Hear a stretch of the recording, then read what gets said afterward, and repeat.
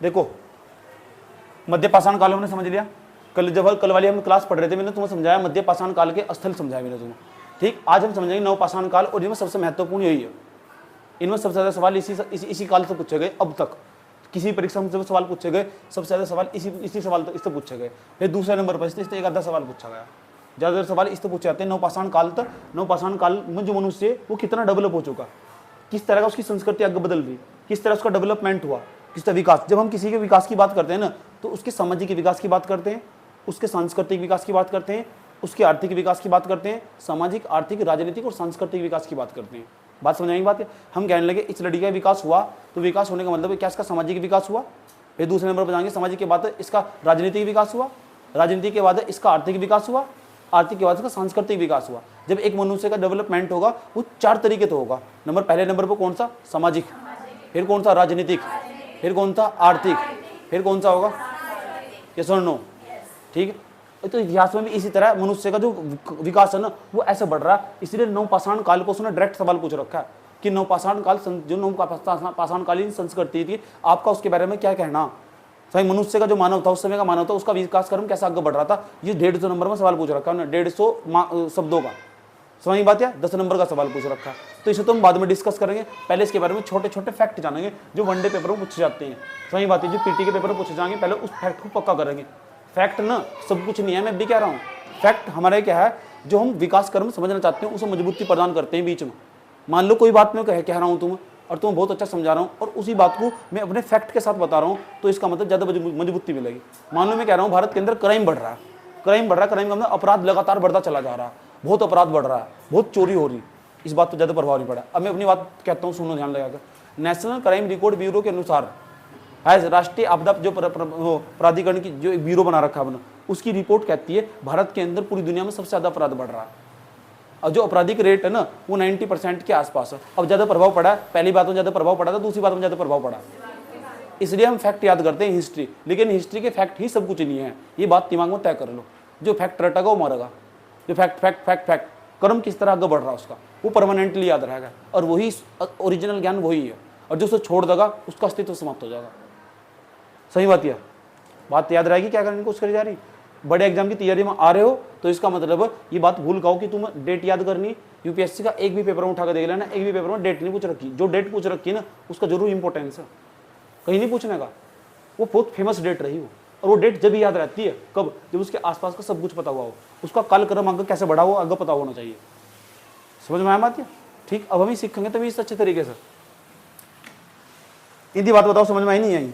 अब आज का मनुष्य जो मनुष्य नवपाषाण काल में पहुंचा ना, तो मनुष्य के नवपाषाण काल में पहुंचने में दुनिया में इसके अंदर इसके मनुष्य के पास बहुत बड़ा परिवर्तन आया, बहुत बड़ा परिवर्तन। पहले समझते हैं नवपाषाण काल कहाँ तक का, 4000 BC से लेकर 1000 BC के बीच का जो काल है, 4000 BC से लेकर 1000 BC।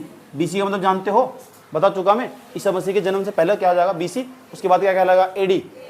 समझ बात यार, BC क्या बोलते हैं ईसा पूर्व, उसे क्या बोलते हैं ईसवी, याद रहेगी बात है, ठीक। दूसरा नवपाषाण काल के खोजकर्ता पूछे जा, तो नवपाषाण काल की जो खोज हुई थी ना ये 1857 में हुई। कब हुई, 1857 ईस्वी में हुई, ठीक। कभी कभी इस तरह का प्रश्न पूछ रहा, लेकिन पूछेगा PCS में, और PCS में या वनडे पेपर में पूछेगा, यूपीएससी नहीं पूछने का। पहले बता दूंगा तुम्हें वो सन, बच्चे क्या कर जाते हैं सन पे ही भाग जा, तुरंत उसे रट लगे। नहीं मैं भी कह रहा हूँ नहीं रटना, यूपीएससी वाले तो बिल्कुल भी नहीं रटना सन। सही बात, जो अंधेरा सन रटने रहेगा तो मैं बता के चलूंगा, रटना तो यहाँ रटना। सही बात। तो ये पूछेगा नवपाषाण काल है जो इसके खोजकर्ता कौन रहे, किसे खोजकर्ता मानने का, तो इसके जो खोजकर्ता रहे, इसके जनक रहे या पितामह रहे, तो इसका नाम बता रहा हूँ मैं तुम्हें, इसके नाम इसके जो खोजकर्ता थे नवपाषाण काल के, जो पितामह कह दो, जनक कह दो, जनक पितामह खोजकर्ता एक ही मतलब हो सबका। इसके लुबाब, क्या नाम, लुबाब, कबाब नहीं है, लुबाब, क्या नाम, लुबाब, याद रहेगी बात। या तो लुबाब इस तरह के नाम, लुगाई नहीं है, लुबाब। इन्होंने एक पुस्तक लिखी थी, ठीक, पुस्तक लिखी थी प्री हिस्टोरी टाइम। इन्होंने एक पुस्तक लिखी थी, पुस्तक 3 की, हो सकता है इसका नाम भी पूछ ले कभी पुस्तक का, pre, PRE pre history, HISTORY history, time TIME time. और इन्होंने नवपाषाण काल को एक अलग ही नाम दे दिया अपनी किताब में, और जब अपनी इन्होंने किताब लिखी तो इनकी जब किताब पढ़ी ना लोगों ना, तो लोग इनसे बहुत प्रभावित हुए। भारत के लोग तो बहुत प्रभावित हुए इनकी किताब पढ़कर लुबाब की पुस्तक पीरी हिस्ट्री टाइम में इन्होंने पूरे नवपाषाण काल को नाम नवपाषाण कालीन संस्कृति ही दे दिया। इसका मतलब कुछ तो बदला होगा, यहाँ बहुत कुछ बदल चुका है अब नवपाषाण काल का मनुष्य में, कि जीवन में कितना बदला हुआ है आज तो मैं यही समझ रहा हूँ। मैं भी कह रहा हूँ नवपाषाण काल का मनुष्य आज पूरी तरह बदल चुका है। समझ नहीं बात यार। इसके बाद कभी कोई जानकारी नहीं मिली। इसके बाद जो युग स्टार्ट हुआ ना, हमें कोई जानकारी नहीं मिली। इसके बाद क्या हुआ, मनुष्य कहाँ चला गया, तुरंत सिंधु घाटी सभ्यता पहुंच जा, अब तक भी कोई जानकारी प्राप्त नहीं है। इसीलिए हम इसके बाद का जो युग है नवपाषाण काल के बाद का युग उसे हम अंधकार युग बोलते हैं। जानकारी नहीं है हमें। समझ नहीं बात है। अच्छा, इतिहास के जो साक्ष्य मिलेंगे, इतिहास के दो ही स्रोत हो सके, इतिहास की जानकारी के दो स्रोत हो सके। क्या तो साहित्यिक स्रोत होगा। जब मैं साहित्यिक स्रोत की बात करता हूँ ना, इसका मतलब कोई पुस्तक होगी या कोई ग्रंथ होगा। समझ नहीं बात है। ठीक, इस कोई पुस्तक होगी, क्या कोई ग्रंथ होगा, क्या कोई लिपि होगी, फिर उसे बोलते हैं साहित्यिक स्रोत। और सब दूसरा एक स्रोत हो पुरातात्विक स्रोत। पुरातात्विक स्रोतों के जो होगा, इसका मतलब कोई अभिलेख मिला होगा। समझ बात, खुदाई करने के बाद कोई अभिलेख मिला होगा, कोई उपकरण मिला होगा, कोई औजार मिला होगा। जो पुरातात्विक स्रोत है ना, उसे सर्वाधिक प्रमाणित स्रोत कहते हैं। सर्वाधिक प्रमाणित स्रोत वही हो। सर्वाधिक प्रमाणित स्रोत का मतलब उसे वैज्ञानिक स्रोत भी कहते हैं। यानी अगर तुम कहने लगे साहित्यिक स्रोत ज्यादा मजबूती प्रदान करेगा या पुरातात्विक स्रोत इतिहास को ज्यादा मजबूती प्रदान करेगा, इतिहास को जो ज्यादा मजबूती प्रदान, किसकी बात हम सही मान कर चलेंगे, जो ग्रंथ में लिखी हुई बात सही मान कर चलेंगे, जो पत्थरों पर लिखी थी, जो पत्थरों पर लिखी हुई या पुरातात्विक स्रोतों के द्वारा, जो सिक्के के द्वारा जो बताया गया, उस पर जो लिखा गया वो सही मान कर चलेंगे। तो पुरातात्विक स्रोत को हम वैज्ञानिक स्रोत भी कहते हैं और वैज्ञानिक स्रोत को हम सही मान कर चलेंगे। जैसे हम कहने लगे पूरी दुनिया में सिक्कों की शुरुआत कब हो रही, सिक्कों की शुरुआत तो आया समझ। सबसे पहले जो सिक्के चले गए, पंचमार्क सिक्के चले गए, जिन्हें हम आहत सिक्के भी बोलते हैं।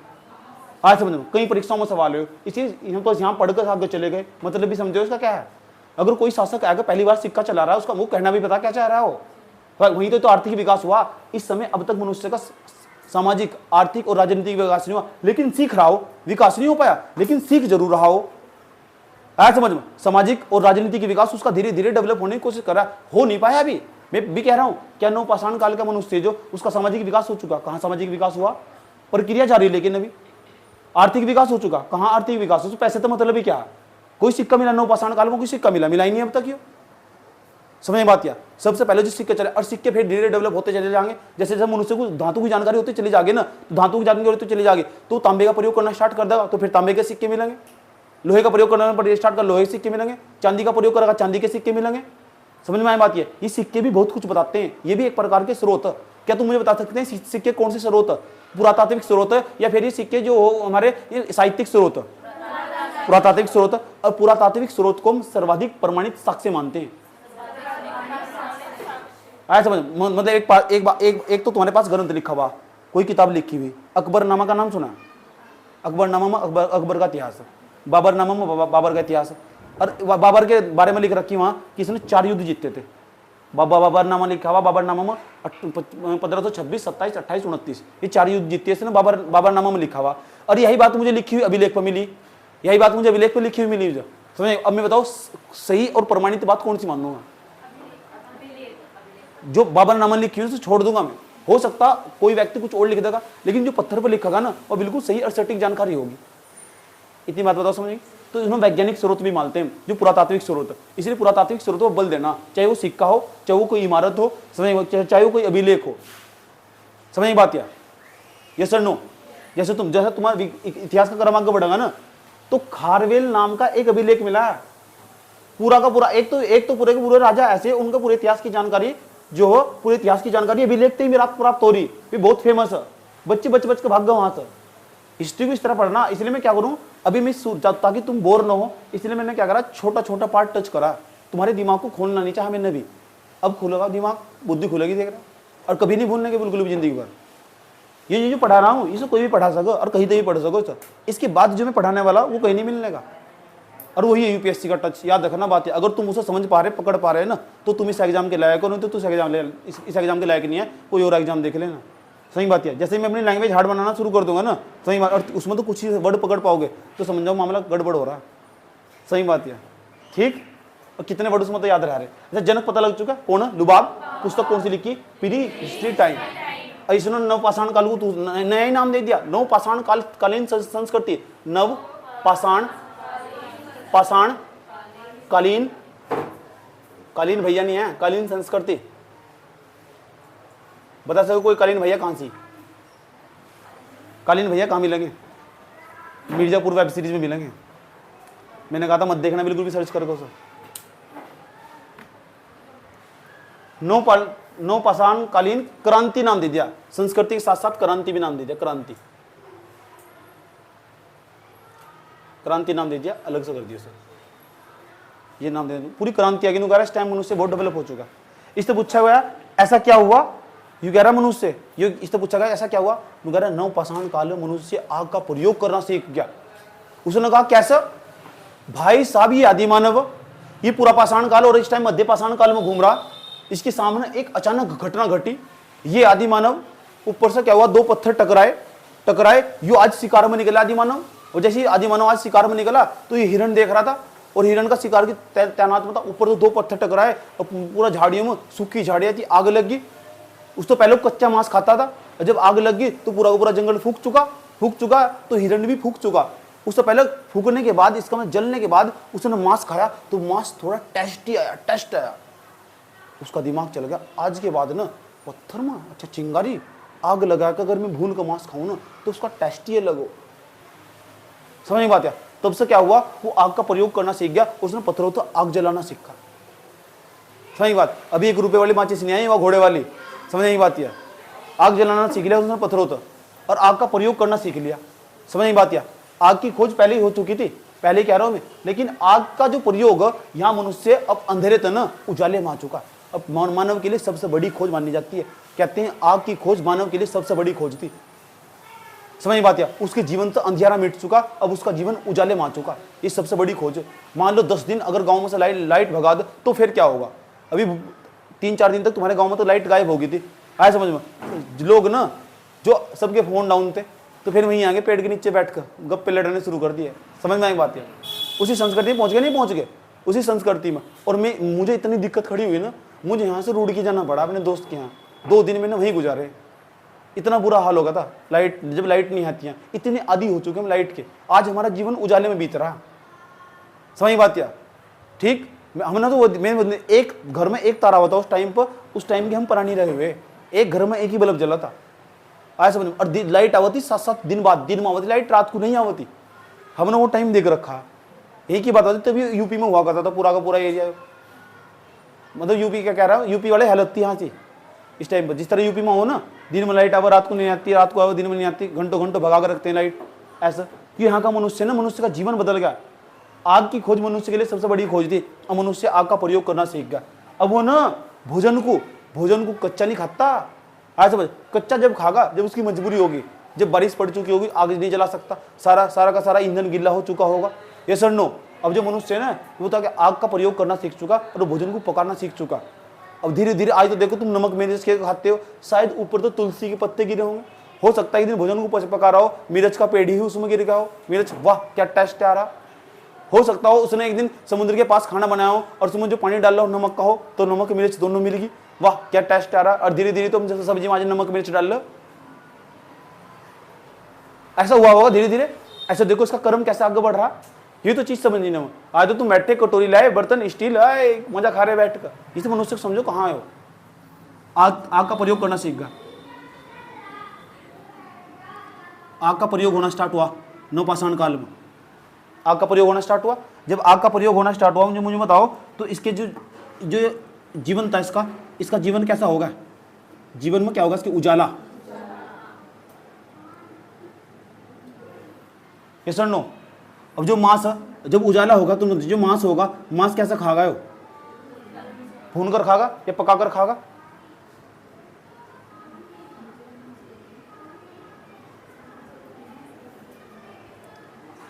कच्चा भोजन सही रहेगा, पका के भोजन सही रहेगा? मैं कहने लगूँ तो मैं एक काम करो, बिना चाय बनाओ और आग ना जलाओ, जाओ और चाय को पी के दिखाओ, अच्छा लगेगा। तो डेवलपमेंट हुआ नहीं हुआ? ठीक। दूसरे नंबर पर जाओ। कहते हैं इस टाइम ना मनुष्य नवपाषाण काल में आते आते जो मनुष्य वो ना मिट्टी के बर्तनों का उपयोग करना सीख चुका। उन मिट्टी के बर्तनों को मर्दभांड कहते हैं। मर्दभांड किसके नाम से जानते हैं? मर्दभांड। मिट्टी के बर्तन बताऊंगा। सबसे पहले मिट्टी के बर्तन का मर्दभांड का बहुतायत मात्रा में उपयोग, मर्दभांड का बहुतायत प्रयोग करना सीख चुका। मिट्टी के बर्तन कहते हैं कुछ कुछ जगह तो ऐसी वहां से मिट्टी के बर्तन मिल रहे। जब मैं नवपाषाणकालीन स्थलों के बारे में बताऊंगा ना तुम, नवपाषाणकालीन संस्कृति के बारे में हमें कहाँ कहाँ से जानकारी प्राप्त हो रही, जब नवपाषाण काल स्थल बताऊंगा तुम, उन स्थलों को हम इसलिए तो पढ़ते हैं कि वहां से मिला क्या और वो मिला और नवपाषाण काल की जानकारी प्राप्त कर सके। इस टाइम का जो मनुष्य 4000 BC से लेकर 1000 BC के बीच का जो मनुष्य, उसे कितनी जानकारी हो चुकी। इस टाइम का जो मनुष्य ना 8000 BC के आसपास ही वो मेहरगढ़ से जौ के साक्ष्य पाए, जो सबसे जौ जानते हो, जो उसके बाद वो गेहूं उगाना सीख चुका। 8000 उसी के बिल्कुल समांतर, वैसे ही जौ के साथ साथ गेहूं के भी साक्ष्य पाए गए। मनुष्य ने जो सबसे पहली जो फसल थी ना, जो उगाना सीख चुका, वो खाद्यान्न फसलों को उगाना सीख चुका है नवपाषाण काल में आते इतना डेवलप हो चुका हो। और खेती करनी सीख चुका। पहले खेत की बुआई करता था, फिर उसके अंदर बीज डालता था, बीज डालने के बाद उसके अंदर ना गेहूं और जौ पैदा करता था वो। आया समझ में? भारत के अंदर ही कोल्ड हवा पड़ता, कोल्ड हवा तो चावल के साक्ष्य प्राप्त होने स्टार्ट हुए। ये सब नवपाषाण काल का मनुष्य सीख चुका। समझ में आई बात है? अभी नवपाषाण काल का मनुष्य सीख चुका। इसके बाद मानव कहाँ गया, उसका विकास कैसे हुआ, वो सिंधु घाटी सभ्यता में कैसे कन्वर्ट होगा, इसके बीच में जो गैप है ना, वो किसी को पता ही नहीं भी हुआ क्या। तो इतिहासकार इसके बारे में जानकारी जुटाने में लगे हुए, और जब भी जुटाएंगे जानकारी तो हमें पढ़ना पड़ेगा बाद में जाकर, वो तुम्हारे बच्चों के बच्चे पढ़ेंगे।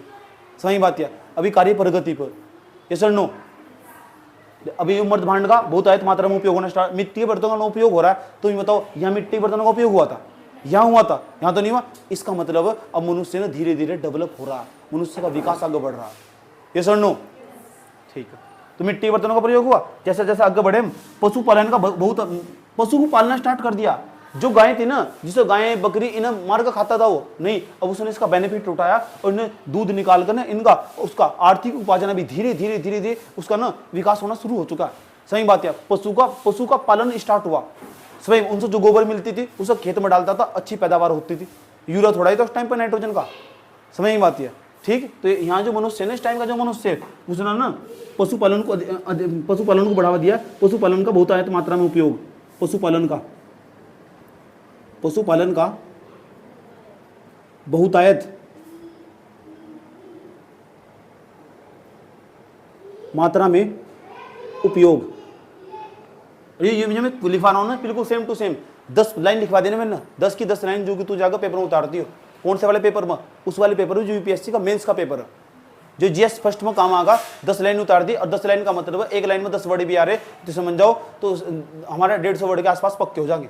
150 वर्ड, 100 वर्ड के आसपास, 120 के आसपास इतने वर्ड पक्के हो जाएंगे हमारे। ये 10 की 10 लाइन जाकर उतार देनी। नवपाषाण कालीन संस्कृति, यहाँ से लिखना स्टार्ट करूँ, कैसे लिखोगे? नवपाषाण कालीन संस्कृति का जनक लुबाब को माना जाता है। उन्होंने नवपाषाण काल क्रांतीय संस्कृति का नाम दिया है। उन्होंने अपनी पुस्तक प्री हिस्ट्री ऑफ टाइम में नवपाषाण काल को नवपाषाण काल संस्कृति का नाम दिया है।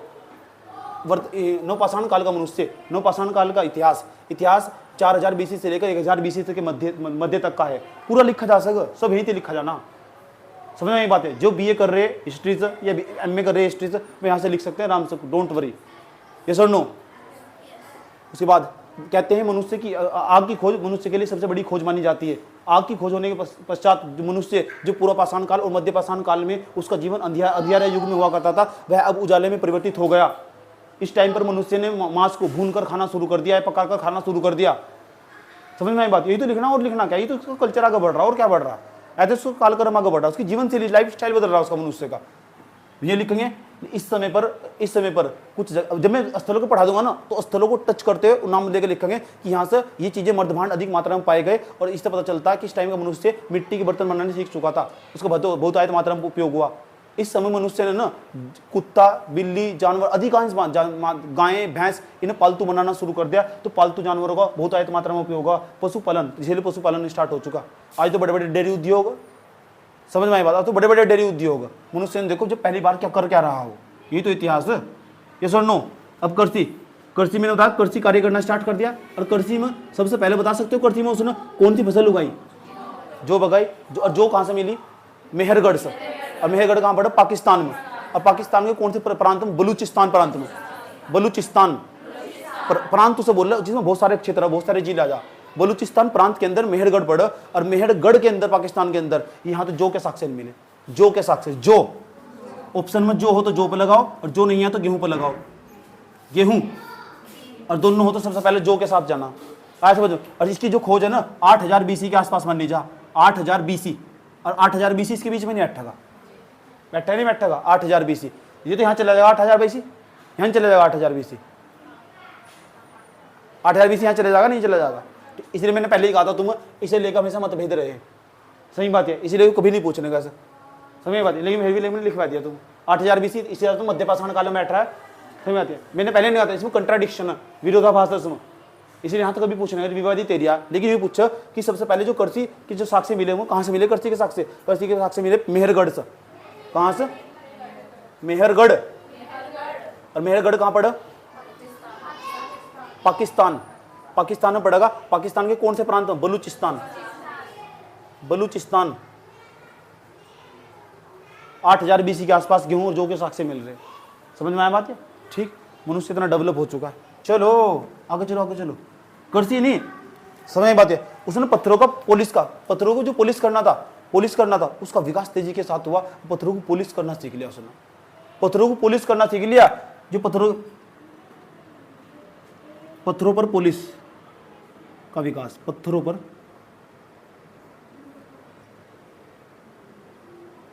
पॉलिश का विकास, पॉलिश का मतलब घिसाई, ऐसे समझो, पॉलिश करना सीख लिया, पत्थरों को चमकाना सीख लिया उसने। इस टाइम का मनुष्य इतना खतरनाक हो चुका।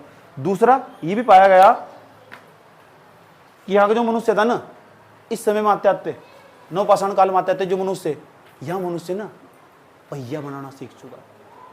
एक दिन पता क्या हुआ, वो पेड़ को काट रहा था, पेड़ को काटते काटते लोहे की खोज हुई, लोहे की खोज तो नहीं हुई, तांबे की खोज हुई। ऐसे सवाल पूछ रखे उसने यूपीएससी ने स्टेटमेंट बनाकर, नवपाषाण काल में मनुष्य लोहे से परिचित था। कहाँ लोहा?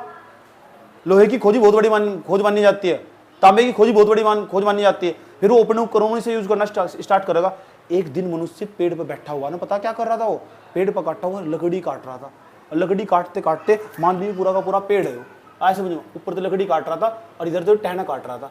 टहना काटते काटते इतना काटा उसने, इतना काटा, तो इतना जो हिस्सा कटा ना यहाँ था धीरे धीरे, और यहाँ पूरा का पूरा टहना पहले कट का पड़ा हुआ था, इसे काट रहा था। यहाँ से एक गोल गोल पहिया बन गया। जो बताओ, लकड़ी को जब हम काटते, ये मानो इसका पूरा पीस काटा है, इतना इतना हिस्सा काटा है, ये गोल गोल पहिया नहीं बन गया। उससे क्या होता है पहिया, उससे क्या होता है पहिया। उसने इस पहिए को नीचे फेंकने की कोशिश करी, और यहाँ से देख क्या, यहाँ मानव बैठा हुआ, यहाँ से देख क्या, और ये बहुत तेजी के साथ नीचे गया पहिया। तब से सोचा इसने, पहले वो पता कुत्तों को ना गाड़ी में जोड़ देता था, उसकी गाड़ी में पहिए नहीं होते थे, और नीचे तिरपाल की तरह बिछाकर उस पर भागता था, तो कुत्तों को ज्यादा जोर लगाना पड़ता था। उसने सोचा अगर मैं इस पहिए को ना उठाकर इसकी गाड़ी में फिट कर दूं तो इसे कम बल लगाना पड़ेगा और ये बहुत तेज भी जाएगा। तब तो पहिए का आविष्कार हुआ। और उसने पहिए को बनाने के लिए ना पत्थर और लकड़ी दोनों का इस्तेमाल करा। आज समझो, और आज देखो तुम 4 पहिए गाड़ी में बैठ कर घूम रहे, इसका डेवलपमेंट तो समझो। 4 पहियों 2 पहियों साइकिल का, साइकिल किसने बनाई? के मैकमिलन ने, किसने बनाई? पता ही नहीं, जिंदगी धक्के दे रहे। कक्षा 4-5 में पढ़ाए जाए। पहिए की खोज बहुत बड़ी खोज मानी जाती है। और पहिए में उसने पत्थर का भी पाषाण काल पढ़ रहे हैं, पत्थर और लकड़ी दोनों का इस्तेमाल करा। उसने सोचा पत्थर के जो पहिए ये बहुत ज्यादा भारी हैवी है, क्यों ना मैं पहियों को लकड़ी का बना दूं। और इसलिए तुम देखोगे जितने भी घोड़े बुग्गे ने, इसके भी जो वो पहिए हुआ करते थे भी लकड़ी के हुआ करते थे। समझ में आ बात है? लकड़ी के कास्ट लकड़ी को कहते हैं कास्ट का उपयोग करना सीख लिया उसने, लकड़ी का अच्छी तरह इस्तेमाल करना सीख लिया उसने। बात समझ में आई है? नमस्ते। पहिए का उपयोग, पहिए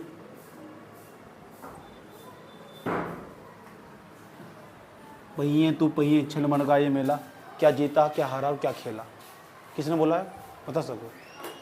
पहिए क्षण भर का तू मेला, क्या जीता और क्या हारा क्या खेला। ये बोला कबीर ने। जब हिंदी साहित्य पढ़ाऊंगा ना तुम्हारा दिल भरागा। क्या? कबीर सिंह ना। क्या लेकर आया बंदे क्या लेकर जाएगा, 2 दिन की जिंदगी है 2 दिन का मेला। सुना गाना? सुना? किने सुना गाना? हाथ खड़ा करो। सुना? 1-2 जनों ने सुना है, आज घर जाकर जरूर सुनना है। बहुत अच्छा गाना। क्या लेकर आया बंदे क्या लेकर जाएगा। कबीर की बातें सुनकर ना दुनिया तो मोह खत्म हो जा। पढ़ना छोड़ दोगे तुम, 10 दिन पढ़ लो कबीर को, सही बात है। तो कुछ है नहीं दुनिया में, पहाड़ों की तरफ निकल लोगे राम नाम तो चांदी तू ना पड़ी है रोकना मारी पड़ जाएगा तुझे पहिए का उपयोग, किसका उपयोग? तो पहिए का उपयोग कर, अच्छा पहिए का जब उपयोग कर रहा हो, पहिए में क्या क्या लगाया होगा उसने? लोहा, ऐसा समझ, चांदी लगाई, पक्का चांदी लगाई हो गया। अच्छा लकड़ी का उपयोग करा, लकड़ी प्लस पत्थर,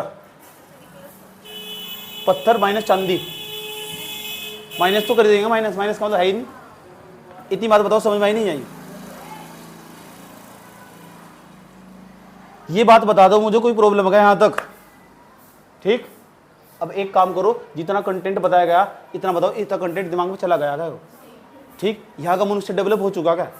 जो तुम्हें लग रहा है ना यहाँ नहीं हुआ होगा, कुछ क्वेश्चन ऐसे गेस करके मारने पड़ेंगे। आज क्वेश्चन पर डिस्कस होने वाला, सोच कर मारने पड़ेंगे तुम्हें, और तुम कहोगे जी यही है इसका पक्का आंसर। मैं तुम्हें बताऊंगा बिना पढ़े भी तुम उत्तर निकाल सकते हो। बस ये दिमाग में हटा देना, फियर हटा देना कि नहीं कर सकते। नहीं पढ़ रखा, टाइम बिताया, 3 दिन खराब करेगा क्लास में बैठ के, 4 दिन छो पर्सन हो। आज मैं एनसीईआरटी पर्सन रखूंगा, घटना चक्र के भी रखूंगा, और जो मेरे पास नोट्स है उसके भी रखूंगा। समझ बात यार? इसके बाद में समझ जाओ, इसी के बाद तुरंत जैसे वो सिंधु घाटी से बेदम प्रवेश करने वाला होगा, तांबे का उपयोग करने सीख जाएगा।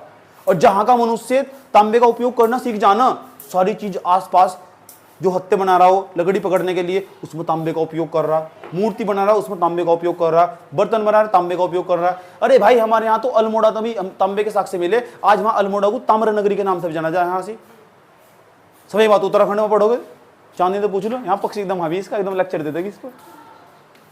ये सर नो, ये कहाँ से मिल रहे हैं साक्ष्य? वहीं तो मिल रहे हैं, और कहाँ से प्राप्त हो रहे हैं? ये सर नो।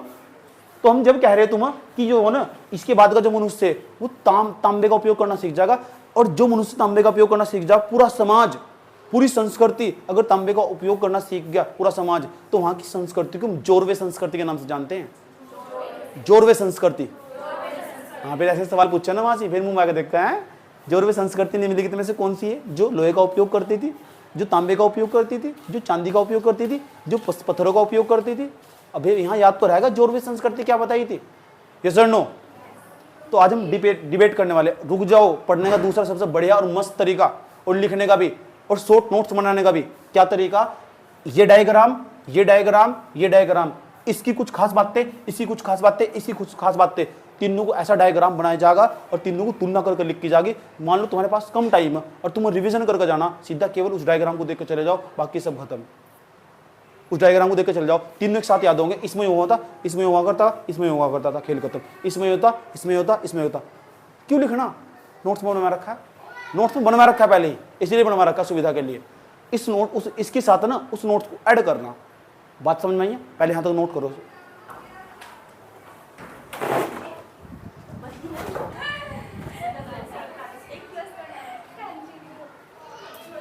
चलो अब हम समझने वाले, जो नवपाषाण काल है ना, उसकी जानकारी कौन से स्थलों से प्राप्त हुई।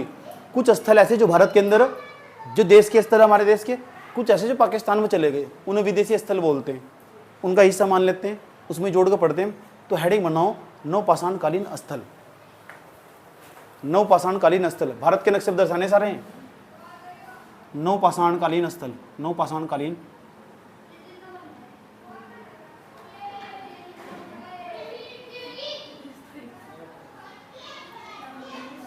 और पहले नंबर पर जो तुम्हें स्थल लिखना, सबसे फेमस और महत्वपूर्ण स्थल, उसका नाम है मेहरगढ़। मेहरगढ़, मेहरगढ़। जो मेहरगढ़ है ना, ये पड़ता आपका पाकिस्तान के अंदर। पाकिस्तान, पाकिस्तान के अंदर भी कौन सी जगह? बलूचिस्तान प्रांत, बलूचिस्तान प्रांत। और ये स्थल की खोज पता किसने करी थी? इस स्थल की खोज करी थी, उसका भी नाम बता रहा हूं, जे फ्रांसिया। जे फ्रांसिया,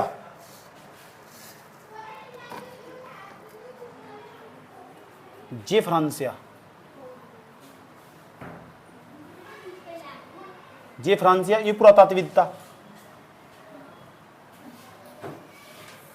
जे फ्रांसिया पुरातात्विकता। मेहरगढ़ से मिला क्या? जो मिला है, तो कर्ची के साक्ष्य पहली बार मेहरगढ़ से प्राप्त हुए। सबसे पहली बार कर्ची के साक्ष्य की कर खाद्यान्न करती, मतलब गेहूं उगाना शुरू कर दिया उसने। गेहूं, जो, कपास, ये बहुत बड़ी बात है। इससे पहले कपास कभी आज तक कभी नहीं मिला था। पहली बार कपास मेहरगढ़ से ही मिला, पहली बार कपास मेहरगढ़ से मिला है। और ये ना पूरी दुनिया का सबसे प्राचीनतम साक्ष्य है कपास के लिए। कपास की खेती का विश्व का सबसे प्राचीन साक्ष्य मेहरगढ़, विश्व का सबसे प्राचीन साक्ष्य कपास के लिए ये मेहरगढ़। पूछो सबसे पहली बार कपास कहाँ मिला? इससे पहले कहीं नहीं मिला। पहली बार जो कपास मिला ना, यहीं मिला मेहरगढ़ में। समझ में आई बात? या कहाँ से मिल रहा है? ये सब चीजें ना हम जब सिंधु घाटी सभ्यता में जाएंगे और वहां भी पढ़ेंगे, हम सब सिंधु घाटी सभ्यता में जाएंगे तो वहां भी पढ़ेंगे। तो मेहरगढ़ पता लग गया। मेहरगढ़ तो किसके साक्ष्य मिल रहे? जौ के। पता लग गया मनुष्य ने सबसे पहले जो कृषि में फसल उगाई कौन सी थी? जौ। और दूसरे नंबर पर, और कब इनके 8000 BC के आसपास साक्ष्य मिले इसके। कब मिले?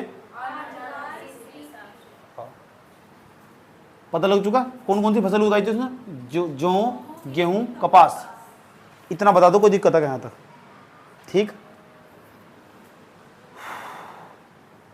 जो कपास है ना, कपास की खेती के लिए जो मेहरगढ़ कपास की खेती के लिए सबसे प्राचीन स्थल है। इस प्राचीन साक्ष्य कहीं से नहीं मिले तो लिख सकते हो यह कपास की खेती के लिए सबसे प्राचीन स्थल है। लिखो उसको, यह कपास की खेती के लिए सबसे प्राचीन स्थल है, विश्व का सबसे प्राचीन स्थल है। यह कपास की खेती के लिए विश्व का सबसे प्राचीन स्थल है।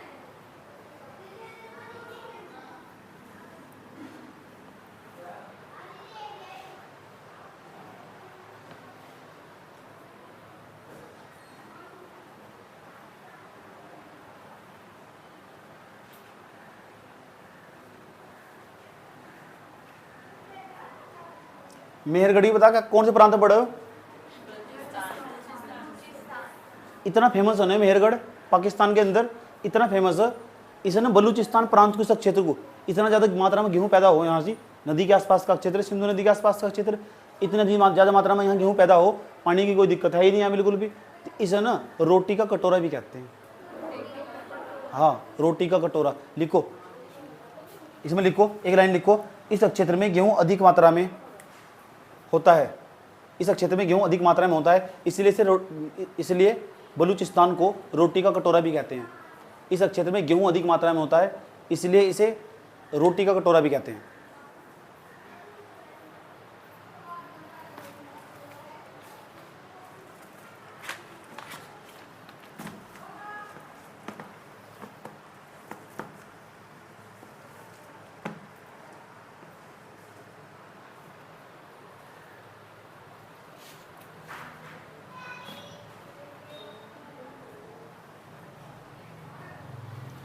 हो गया यहाँ तक? ये 9 पाषाणकालीन स्थल मिल रहे हैं यहाँ तक। मेहरगढ़ के बारे में पता लग चुका। मेहरगढ़ इतना इंपॉर्टेंट क्यों? कोई दिक्कत किसी को यहाँ तक? ठीक। अब मेहरगढ़ के बाद हम जा रहे हैं दूसरा स्थल। काम पता लग गया ना, भारत का नक्शा बनाना, साथ में पाकिस्तान का बनाना, और उसके साथ ना हम मेहरगढ़ को दर्शा देंगे। और ये सारे फैक्ट मैं चाहता हूँ तुम वहाँ मेहरगढ़ शॉर्ट करके लिखो, बहुत छोटे छोटे करके, ताकि तुम्हें रिविजन करना पड़ा ना तो समझो तुम हो ही गई। तो जब रिविजन करना पड़ेगा ना तो इन स्थलों पर नजर मारनी पड़ेगी। और यहाँ तक ही मिला था, भारत के नक्शे को देख कर चले जाओ, काम खत्म सीधा। समझ में ये बात? या भारत के नक्शा देख कर चले जाओ, काम खत्म। दूसरा यहाँ तो ये चीज़ मिली थी, यहाँ ये चीज़ मिली, 10 मिनट लगा रिवीजन करने में, 10 मिनट। क्योंकि जब मैं टेस्ट लूँगा ना, मैं दिसंबर के आसपास टेस्ट लेने स्टार्ट करूँगा, तो वहाँ इतिहास का पूरा फुल लेंथ टेस्ट लूँगा। फुल लेंथ टेस्ट में जाकर क्या करूँगा मैं? फुल लेंथ टेस्ट में पूरा टेस्ट दूँगा, तुम्हारे हाथ में ले मारो टेस्ट की। तो बिना रिविजन करे तुम टेस्ट मत लेना। और टेस्ट रिविजन करने के बावजूद दोगे ना, और देखोगे उसमें 200 नंबर का टेस्ट होगा इतिहास में, तो तुम्हारे क्वेश्चन भी ऐसे जाएंगे 150-150 नंबर जाएंगे, तो कॉन्फिडेंस ऑटोमेटिक बढ़ जाएगा। 150-150 तो आज तक कभी किसी की मेरिट गई नहीं यूपीएससी की। 100 तो प्राप्ति नहीं मेरिट जनरल की। यूपीएससी की जाओ 80 के आसपास मेरिट, एससी के तो 80 के आसपास जाओ मेरिट। समझ में आया बात? या तो इस हिसाब से तुम सोचना अपना, बात समझ में आई है? ठीक, तो फिर कहाँ चले जाएगा? तो रिवीजन करने के लिए क्या करोगे? इतना बड़ा कंटेंट नहीं पढ़ा जाता। रिवीजन करने के लिए बहुत जरूरी हो कि क्या हम खास देखकर चले जाए। जहाँ तक सवाल पूछेगा खास, उस खास के लिए पहले समझ पैदा करनी पड़ती है, अपना समय खराब करना पड़ता क्लास में बैठ कर। समझ में? जो तुमने कर लिया, समझ ये बात है? अब कपास मिल चुका है यहाँ तक, अब मैं मेहरगढ़ को हटा रहा हूँ। अब मैं भारत का तुम स्थल बता रहा हूँ जहाँ तो बहुत महत्वपूर्ण चीज़ मिली और जो बहुत ज़्यादा फेमस है, उसका नाम है बुर्ज होम। अब बुर्ज होम कहाँ पड़ा? कश्मीर के अंदर, जम्मू कश्मीर के अंदर। अब तो जम्मू कश्मीर संघ शासित प्रदेश बन चुका पूरा का पूरा। पहले राज्य हुआ करता था, समझ नहीं बात है। अब संघ शासित प्रदेश बन चुका, जिसे हम केंद्र शासित प्रदेश भी कहते हैं। समझ में आया बात है? ठीक। तो अगला अगला अगला जो स्थल है दूसरे नंबर का, उसका नाम लिखो, मेहरगढ़ को हटाकर दूसरे नंबर बुर्ज होम लिखो, बुर्ज होम।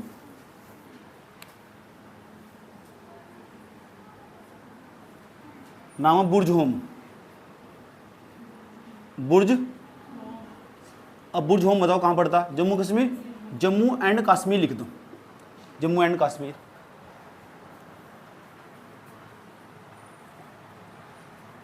ठीक। जम्मू एंड कश्मीर क्या है? संघ शासित प्रदेश। सब संघ शासित प्रदेश, इतना ही शॉर्टकट लिखना, समझने की बात है। अभी संघ शासित प्रदेश, अभी जो बुर्ज होम जम्मू एंड कश्मीर में, इतनी तो पक्की बात है, किसी ने खोजा तो ही होगा।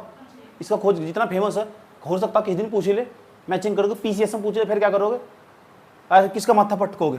सन 1935 में, 1935 ईस्वी में ना ये खोजा गया, और टेरा पीटरसन ने इसकी खोज करी थी। टेरा पीटरसन, तेरा नहीं है, टेरा, मेरा नहीं है, टेरा।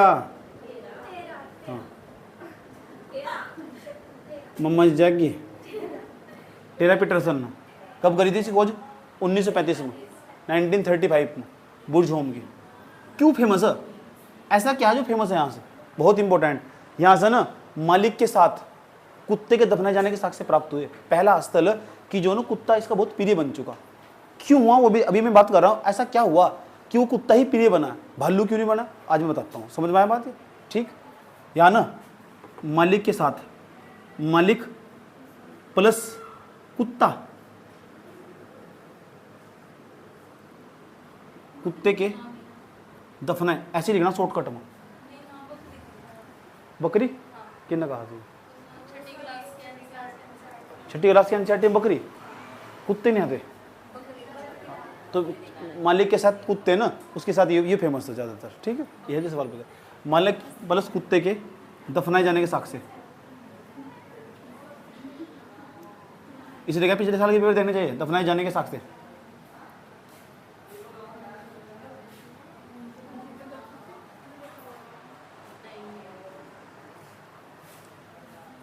अब हम इसकी बात करने वाले हैं। हाँ, तो क्या हुआ होगा ऐसा? थोड़ा सा गेस करते हैं, थोड़ा सा इतिहास निकालते हैं यहाँ से। मान लो मनुष्य था, ऐसा गर्तवास बनाकर रहना स्टार्ट कर दिया उसने। ये गर्तवास बनाकर रहना स्टार्ट कर दिया। पहले मनुष्य ऐसा रहा करता था, क्योंकि जो बड़े बड़े जानवर थे ना, मान लो उसने कोई झोंपड़ी बना रखी, तो बड़े बड़े जानवर उसकी झोंपड़ी तोड़ कर भाग जाया करते थे। ऐसा समझ। तो उसने आइडिया निकाला, मनुष्य इतना डेवलप हो चुका, उसने आइडिया निकाला कि उन्हें मैं इसके अंदर एक घर बना दूं, घर बना दूं, इसे बाहर तक कवर करके ढक कर रख दूं। ऐसे जो जानवर आगा ना इसके ऊपर, इसे किसी ठोस वस्तु पत्थर तक ढक दो, पत्थर इसके ऊपर रखेगा, जानवर पैर रखेगा तो उसका घर सुरक्षित रहेगा आराम से। तो उसने गर्तवास बनाकर रहना स्टार्ट कर दिया। ये तो बात बोले गर्तवास। और गर्तवास के पहली बार साक्ष्य मिले बुर्ज होम से। गर्तवास का मतलब, गर्त का मतलब वो गहरा, वास का मतलब वो निवास, गहरा निवास बनाना, गर्त आवास। और ये स्तंभ के आकार का आवास, गर्त आवास। नीचे जमीन में गड्ढे बनाकर रहना स्टार्ट कर दिया, उस ऊपर पत्थर से ढक देता था, और जो जानवर आता था ना उसका पैर पत्थर पड़ता था, और उसके घर पर उसका घर सुरक्षित है। शायद ऐसा रहा होगा। दूसरा क्या रहा होगा? ये रहा होगा जो वो मनुष्य बाहर निकला ना, ये मनुष्य जब इस पत्थर को हटाकर बाहर निकलता था, तो उसकी मुलाकात कई सारे जानवर तो हुआ करती थी, और सारे जानवर ना इससे डर कर दूर भागते थे, दूर भागते थे। ये खास बात हो। लेकिन कोई जानवर हो ना, कुत्ता हो, सही बात क्या, तो कुत्ता जब पहली बार मनुष्य के पास जाएगा ना, मनुष्य कुत्ते के पास जाएगा सबसे पहली बार, तो कुत्ता अपने पूछ हिलावा, ऐसा समझ। और फिर 2 बार में कहता है ना, टोमी टोमी टोमी टोमी आ जाओ, जिस तरह काजल कर, ऐसा समझ, टोमी टोमी टोमी आ जाओ। अब ये मैं यहाँ के कुत्ते बता रहा हूँ, पता कहाँ के? गाँव के कुत्ते बता रहा हूँ। सही बात। कुछ गली के कुत्ते इतने खतरनाक है, अगर तुम उनकी आंखों में जाकर देखेंगे तो पक्का काटना तय है उसका। जान पूछ कर देखकर, जब तक आंखों तो नहीं, वो सोचा पक्का ये तुझे मारने आ रहा है, तो फिर तो भोंगा ही वो, इग्नोर करो ना सर, ऐसा बच। तो ऐसा रहा होगा। और मनुष्य को ना, मनुष्य को इस गड्ढे के, जब मनुष्य प्रिय रहा होगा, वो सुन लो, जब मनुष्य का प्रिय रहा होगा तो मनुष्य तो इसमें गड्ढे में चला जाता होगा, शाम के ड्रामे रात को जाकर सो जाता होगा, और कुत्ता है बैठा रहता होगा, उसकी पहरेदारी करता होगा। तो एक दिन मनुष्य ने सोचा है इसे खाना दाने में डाल दिया, इसे कहीं जाना नहीं पड़ेगा। ऐसा मनुष्य सोचा है एक काम कर दूं, और ये भाभी करता रहेगा, सही बात है, भोग भोग करता रहता है, नहीं भोगता नहीं कुत्ता। तो उसने मनुष्य को सबसे पहली बार उसकी दोस्ती ना, मनुष्य की पहली बार सबसे पहले जो दोस्ती हुई वो कुत्ते के साथ ही हो पाई। उसकी कोई जानवर था ना जो पहली बार इसकी दोस्ती हुई, गहरी दोस्ती हो पाई, वो कुत्ते के साथ ही हो पाई, और दूसरा जानवर से सज नहीं पाया। सारे जानवर मनुष्य को देखकर दूर भागते हैं, क्योंकि मनुष्य भी एक प्रकार का जानवर तो कम नहीं है। सही बात है, उससे सब डरते हैं। ये सर नो। तो सबसे पहली बार उसकी दोस्ती किससे हुई? कुत्ते से। तो सबसे पहली बार किसी को उसने पालतू बनाया ना, वो कुत्ता ही था। समझ में? इतना पालतू बन चुका, इतना पालतू बन चुका, अपने साथ लेकर सो रहा उसे, मर गया ना उसे छोड़ नहीं रहा, घुट गई उसकी गर्दन। आए समझ में? इसलिए कह रहा है मेरे साथ दफना। तो जब कुत्ता शायद ऐसे मर गया हो, जब कुत्ता को जब दफनाया जाएगा उसके पास, मान लो कोई मेरा प्रिय कुत्ता था, जो प्रिय कुत्ता था मेरा, जब मैं मरूंगा तो जहाँ मेरी समाधि बनाई जाएगी, अगर मैं समझ में आई बात, समाधान बनाया जाएगा मेरा, तो वहाँ मेरी बराबर में कुत्ते की समाधि बनाई जाएगी, क्योंकि वो मेरा प्रिय था। ऐसा रहा होगा शायद, अंदाजा लगा सकते हैं, पूर्ण साक्ष्य नहीं। बस इतना ही पूछ, कुत्ते के साथ मनुष्य को दफनाए जाने के साक्ष्य कहाँ से प्राप्त हुए? बुर्ज होम से प्राप्त हुए। और बुर्ज होम कहाँ से पड़ता? जम्मू कश्मीर में, जो कि अब संशासित प्रदेश कहलाता। इसके खोज करता था टेरा पीटरसन। टेरा पीटरसन ने सन 1935 में खोजा था। चलो 1935 की एक फेमस घटना बताओ, 1935 में क्या हुआ? अच्छा 1935 एक बहुत बड़ी घटना थी। घटना क्या हो? मैंने उन्होंने कहा बहुत बड़ा अधिनियम आया। मैंने 1935 की एक महत्वपूर्ण घटना बताओ इतिहास की।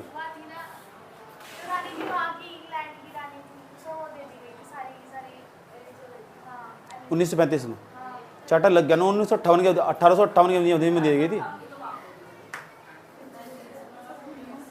कोई घटना घटी क्या? बर्मा क्षेत्र सबसे अलग हुआ था, तो घटना आ गया घटना। चलो 1935 के साल के अधिनियम की 1935 का जो साल था ना, उसकी विशेषताएं बताओ। क्या बड़े बड़े काम 1935? अब बताओ जो तुम बताना चाह रहे थे। आरबीआई की स्थापना हुई 1 अप्रैल 1935 को। म्यांमार बर्मा से अलग हो गया। दूसरा 3 गोलमेज सम्मेलन हुए थे 1935 में। उन तीनों गोलमेज सम्मेलन का निचोड़ निकला था 1935 का भारत शासन अधिनियम आया था, और उस अधिनियम को लाने में डॉक्टर बी आर अम्बेडकर का सबसे बड़ा योगदान था। समझ बात यार? और भारत शासन अधिनियम 1935 से ही जो अवर्तमान समय का जो संविधान, राज्य का जो नीति निर्देशक आया समझ में, वे उससे ही लिए गए। इन्हें निर्देशों के उपकरण बताया गया भारत शासन अधिनियम 1935 में। भारत के संविधान का 60% हिस्सा अम्बेडकर ने कॉपी मार दिया, सारा का सारा जो को तो लिख दिया जाएगा। सब बताइए, क्योंकि अम्बेडकर ने वही बातें वहां बताई थी 3 गोलमेज सम्मेलन में, और इसी के संदर्भ में उन्होंने 1935 का अधिनियम बना के भेजा था। ये सर नो रोक दो बोला। नमस्ते, फॉर्म स्टार्ट हो गए, कल को फीस जमा, जल्दी फिर दावत करेंगे तुम्हारी। 1935 होगा तो 1935 का बहुत इंपॉर्टेंस है, भूलना मत बिल्कुल भी। 1935 का और खास बात बताओ, बहुत खास बात इंपॉर्टेंट है 1935 के दिन में। नहीं 1935 की और खास बात क्या? बड़ी बड़ी घटनाएं घटी 1935 में।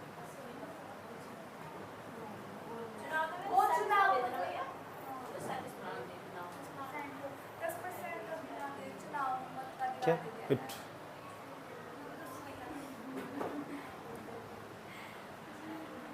नहीं पता? काहे का इतिहास पढ़ते हो बे?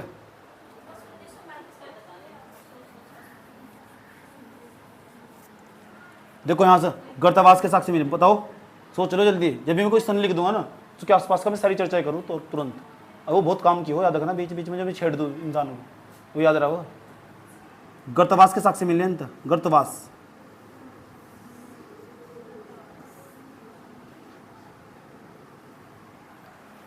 तो you can imagine easily imagine कि मनुष्य न जो हो पशु को पालतू बनाने के साथ साथ उसके साथ रहना भी शुरू कर दिया, और उसके समाधान के साक्ष्य भी प्राप्त हो रहे। पशु के साथ पशु को दफनाया जा रहा।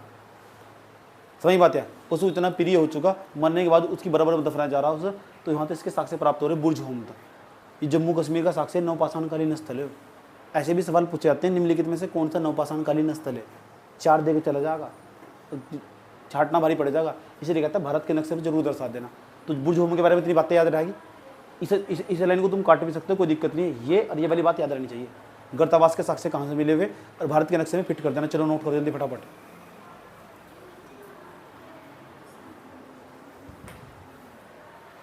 जल्दी नोट करो।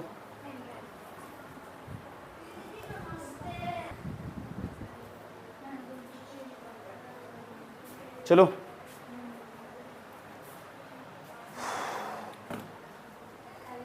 एक और स्थल लाएगा, 2 स्थल पढ़ लेना तुम। तीसरे स्थल को बढ़ाने जा रहा हूँ, उसका नाम है कोल्डी हवा। अब बताओ कोल्डी हवा कहाँ पड़ता होगा? अब यूपी में बता दिया तुम ना, इतना बता दो यूपी में कहाँ पड़ता होगा, बता दो जाओ, मान जाऊंगा आज तुम।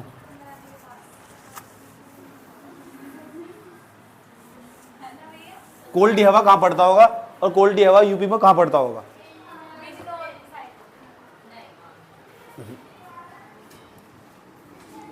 कोल्डी हवा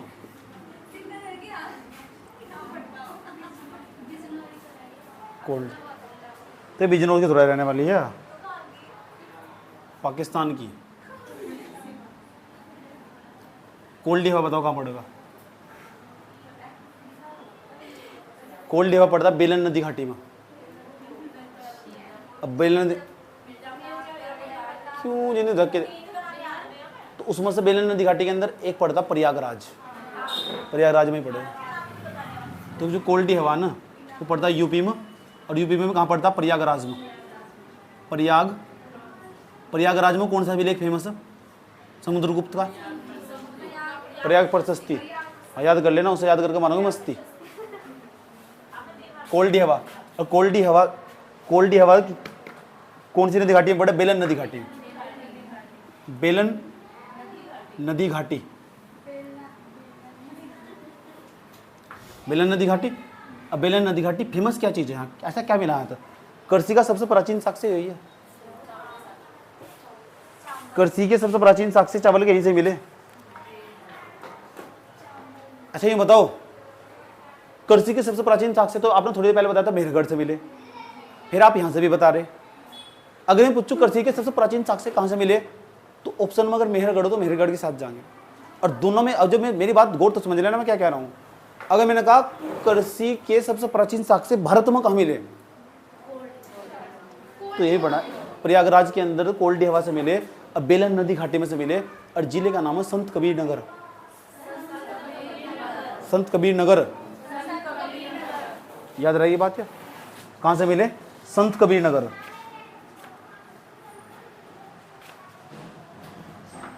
ठीक, यहाँ लिख दो बेलन नदी घाटी। क्या? हाँ है, बेलन नदी घाटी के अंदर दूसरे जिले का नाम बता रहा हूँ जहाँ तक करसी के प्राचीनतम साक्ष्य मिले। नोट में लिख लो।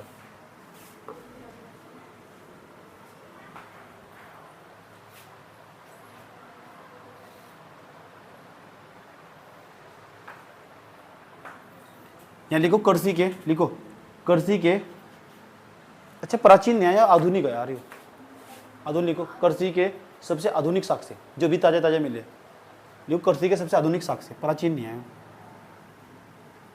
करसी के सबसे आधुनिक साक्ष्य, सबसे आधुनिक मतलब अब तक कुछ इसके बाद कुछ नहीं मिला। आधुनिक साक्ष्य प्राचीन न्याय।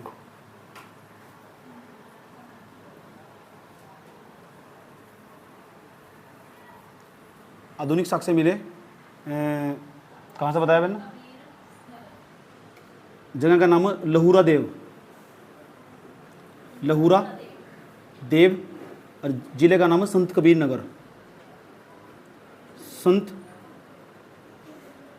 कबीर नगर ये पड़ता यूपी में। अब बात है 7000 BC के आसपास।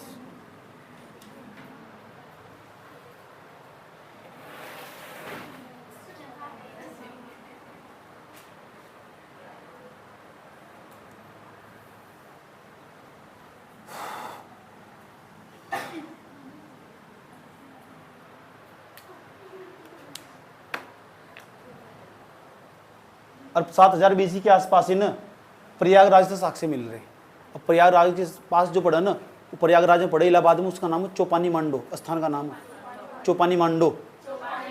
वहाँ से भी करसी के साक्ष्य प्राप्त हो रहे। तो लिखो चौपानी मांडो, लिखो इसी काल के साक्ष्य, इसी काल के साक्ष्य, इसी काल के साक्ष्य।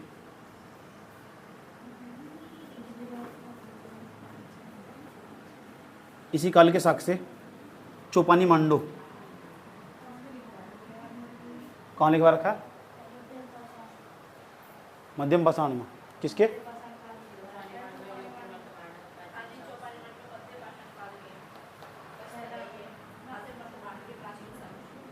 चौपानी मांडो। मध्य पाषाण काल में लिखा रखा है मैंने, मर्दभांड के। तो वो मर्दभांड है ना, या करसी की बात चल रही है ना, करसी की बात चल रही है। चौपानी मांडो पड़ता प्रयागराज में। अभी उस पर ही आ रहे नोट्स पर, उसका विश्लेषण करेंगे भी। चौपानी मांडो, ये बताओ एक जगह और पढ़, एक और पढ़ो चिरांद। बता दो चिरांद कहाँ पड़ेगा आज? बिहार में पड़ेगा चिरांद।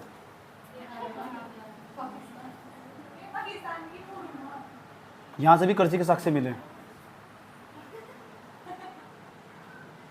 एक कुचाई, कुचाई कुचाई बता दो कहाँ पड़ेगा? चिरांद, कुछ भी। मयूरभंज, मयूरभंज, मयूरभंज पड़ो उड़ीसा में। हर बार तुक्का सही नहीं जाने का। चिरांद बताओ, ये चिरांद स्थान, ये बताओ बिहार के कौन से जिले में पड़ा?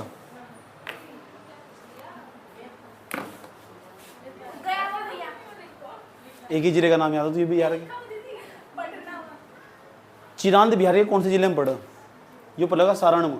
सारण नाम ही पहली बार सुनने होगा, दे दो।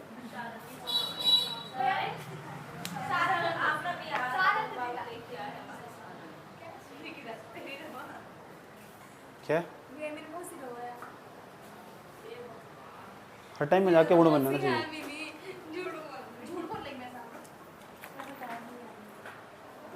चलो अच्छी बात है, इसका कोई है तो वहाँ से, हमारा तो कोई कहीं भी नहीं है।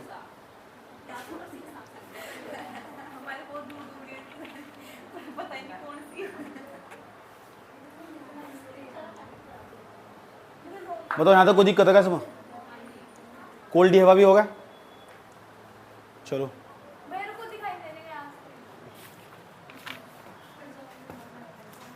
अच्छा जी, ये भी बोल रहे हैं।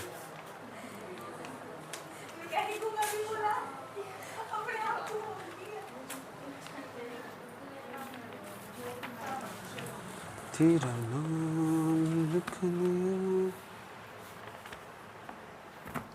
कोई दिक्कत? अब कॉपी में बनाना नोट, NOTE। ये स्पेशल नोट, एक बात पता होनी चाहिए तुम इसके बारे में, ठीक है? वन लाइनर फैक्ट लिखो। मानव द्वारा प्रयुक्त सर्वप्रथम अनाज, मानव द्वारा प्रयुक्त सर्वप्रथम अनाज कौन सा बताइए? करे जूनी जो।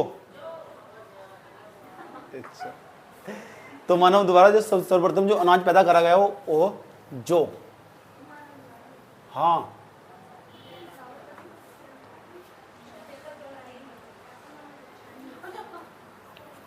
अच्छा भीमबेटका कहाँ पड़ा? बता दो।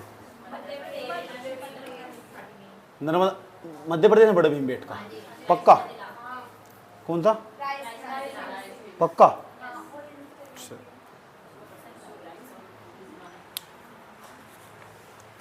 चलो पहले बताओ, जो लिख लिया क्या? जो के साक्ष्य लिख दे। और जो कहाँ से मिला? ब्राइट में लिखो, जो के ब्राइट में मेहरगढ़। मेहरगढ़ कहाँ से? पाकिस्तान। अभी आज तुम्हारा विश्लेषण होगा, ज़्यादा मजा आएगा तुमको क्वेश्चन देखने में। जो क्वेश्चन का 15-20 मिनट क्वेश्चन का चलेगा तो समझ जाओ, उसमें क्वेश्चन में ज़्यादा मजा आएगा। याद रखना बात है, एक करके क्वेश्चन लगाऊंगा मैं। मानव द्वारा जो सबसे पहली बार धातु प्रयोग करी गई, अब तो कोई धातु तो प्रयोग नहीं हुई किसी भी काल में। इसके बाद जो धातु प्रयोग होगी मैंने बताया था तुम्हें, तांबा प्रयोग होगा सबसे पहली बार। और तांबा प्रयोग होगा, जो पूरा समाज तांबे का प्रयोग करता होगा उसको कौन सी संस्कृति बोलते हैं? जोरवे संस्कृति। ताम्र पाषाण संस्कृति को हम जोरवे संस्कृति भी कहते हैं। जोरवे, यस और नो? ठीक। तो मानव द्वारा जो सबसे पहली बार धातु प्रयोग करी गई, उस धातु का नाम है तांबा। नोट नंबर 2 लिखो, मानव द्वारा प्रयुक्त सर्वप्रथम धातु। मानव द्वारा प्रयुक्त सर्वप्रथम धातु। मानव द्वारा प्रयुक्त सर्वप्रथम धातु। मानव द्वारा प्रयुक्त सर्वप्रथम धातु।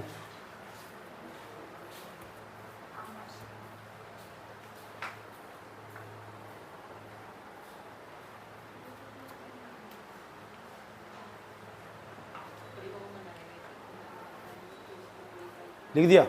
कौन थी? तांबा, लिख दिया तांबा। और ब्राइट में लिखो ताम्र संस्कृति, ताम्र संस्कृति, ताम्र पाषाण संस्कृति, आगे पढ़ेंगे। लिख रहेगा ताम्र संस्कृति, उसके लिखो ब्रैकेट में जोरवे संस्कृति, जोरवे, ऐसा जोरवे संस्कृति।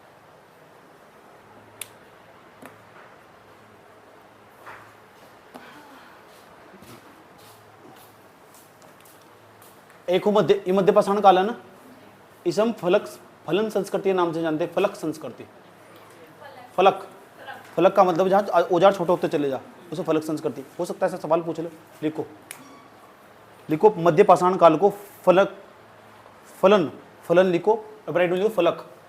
मध्य पाषाण काल को फलन, फलन या फलक संस्कृति के नाम से भी जानते हैं। जोन सा वर्ड मिल जाए देख लियो।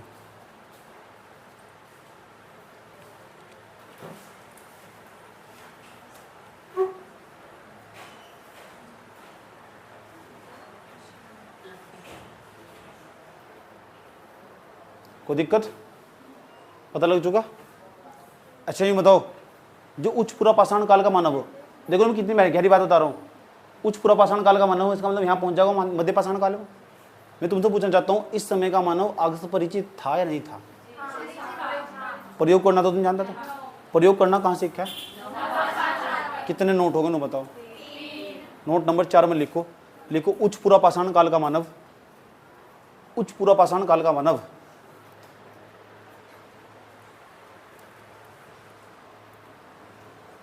आग से परिचित था, परंतु प्रयोग नवपाषाण काल में हुआ। आग से परिचित था, उच्च पूरा पाषाण काल का मानव आग से परिचित था, परंतु प्रयोग करना, परंतु प्रयोग करना नवपाषाण काल में सीखा। लिख दिया? कितने पॉइंट हो गए? 4 हो गए। 5वां पॉइंट, एक गुफा का नाम बता रहा हूं, संघाव, संधाव, संधाव लिखो, संधाव, संधाव गुफा, इसका नाम है संधाव गुफा। कौन सी गुफा है? कौन सी गुफा? जो संधाव गुफा ना, ये पता कहां पड़ती है? संधाव गुफा पड़ती है अफगानिस्तान में। कहां से? ये भारत के बाहर पूरा पाषाणकालीन स्थल है, पाषाणकालीन स्थल है। लिखो संधाव गुफा उच्च पूरा पाषाणकालीन स्थल है, जो कि अफगानिस्तान में है। संधाव गुफा लिख लिया? संधाव गुफा पूछ ले यार, ऐसे ऐसे सवाल कभी कभी पूछे हुए ना। संधाव गुफा उच्च पूरा पाषाणकालीन स्थल है, उच्च पूरा पाषाणकालीन स्थल है, जो कि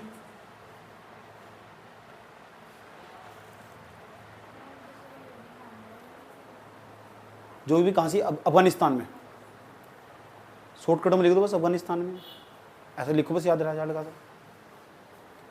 समझ में आया बात है? अब मैं एक बहुत इंपॉर्टेंट सवाल पूछने जा रहा हूँ, नोट में लिखो। कितने नोट हो गए? मानव के साथ में बताओ, कुत्ते को दफनाए जाने के साक्ष्य कहाँ से प्राप्त हुए? बूझो हम कहाँ पढ़ो? लेकिन इसके बाद जब हम नव पाषाण काल पढ़ लेने वाले, तो इसके बाद हम इसे पढ़ लेंगे, पाषाण काल पूरा समाप्त होगा। इसके बाद हम कहाँ पहुँच जाएंगे? हम पहुंच जाएंगे अर्धैतिहासिक काल। अर्धैतिहासिक काल में पहुंच जाएंगे सिंधु घाटी सभ्यता में, और सिंधु घाटी सभ्यता की जानकारी मिलेगी। वहाँ भी कुछ स्थल मिलेंगे, और वहाँ भी एक स्थान पक्का ऐसा मिलने वाला, वहाँ तो मनुष्य के साथ कुत्ते को दफनाए जाने के साक्ष्य प्राप्त हो रहे। तो कितना यूपीएससी कितना स्मार्ट है ना, ऐसा टच कर पूछा है। सिंधु घाटी सभ्यता व पाषाण काल का वे कौन से स्थल है जहाँ से कुत्ते और मनुष्य को एक साथ दफनाए जाने के साक्ष्य प्राप्त होते हैं? एक स्थल हो तुम्हें पता पाषाण काल का, सिंधु घाटी सभ्यता का एक स्थल है, उसका नाम भी तुमको बताना चाह रहा हूँ पहले ही, इसके साथ जोड़ोगा। अभी मैंने सिंधु घाटी सभ्यता के बारे में तुमने पढ़ाया, आगे पढ़ाने वाला हूँ, लेकिन प्रश्न समझ में आ गया ना क्या कहने को? प्रश्न समझा क्या बताया मैंने? अभी बैठे बैठे समझा। हाँ,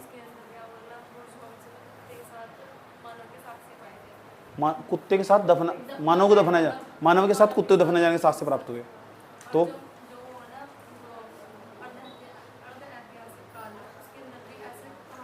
और ऐतिहासिक काल में क्या पढ़ेंगे? सिंधु घाटी सभ्यता। और सिंधु घाटी सभ्यता में क्या पढ़ेंगे? स्थल पढ़ेंगे और क्या पढ़ेंगे? चांदनी मैम बताएंगे। चांदनी मैम को पहले ही बताना वो कौन सा स्थल है जहाँ कुत्ते के साथ, कुत्ते को ना मनुष्य के साथ दफनाए जाने के साक्ष्य प्राप्त हो रहे। सिंधु घाटी सभ्यता का कौन सा स्थल है? ऐसे तो बदतमीजी के सवाल पूछा आगे जाकर। ये यूपीएससी की परीक्षा में पूछे हुए सवाल है और उसका लेवल है। देखना चाहिए कितना कंपेरेटिव करके पढ़ रखा है इसने, तुलना करके पढ़ रखा है। उसकी जानकारी दोनों के एक साथ पूछ ली नहीं कि एक ही पर्सन में दोनों की जानकारी एक साथ ले ली। समझ में आई बात है? और वो इतनी बुद्धि डेवलप होनी चाहिए कि जोड़ते हुए पढ़ रहा। तो ऐसा एक स्थान हो, उसका नाम हो रोपड़। हंसपड़ नहीं, रोपड़। बता सको रोपड़ कहाँ पड़ेगा? जो रोपड़ पड़ेगा पंजाब में, वो पंजाब भारत में है पाकिस्तान में? शिवा पे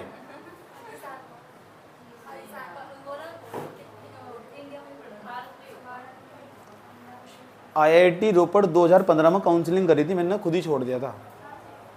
समझ में आई बात? है इतनी बार 50 बार मैंने क्लास में बोल के बता रखा है। आईआईटी रोपड़, आईआईटी बॉम्बे तीसरे नंबर पर रूढ़ किया हुआ, उसमें मेरा आया था नहीं। तब से मेरा पढ़ाई था मैंने कटा हुआ बिल्कुल। समझ में आया? चलो इतनी बात बताओ, समझ में आई नहीं आई? आईआईटी रोपड़ बहुत फेमस है। आईआईटी रोपड़ उन कॉलेजों में से एक है जो पंडित जवाहरलाल नेहरू के द्वारा बनाए गए 7-8 कॉलेज थे में, उनमें से एक आईआईटी रोपड़ बहुत फेमस है।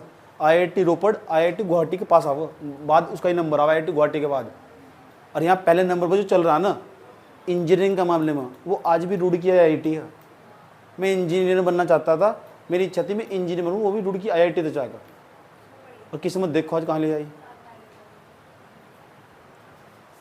समझ में आया बात? है चलो ठीक है, कोई बात नहीं। अब हम क्या नोट लिखने वाले हैं? नोट कौन सा बताओ? नोट कौन सा है?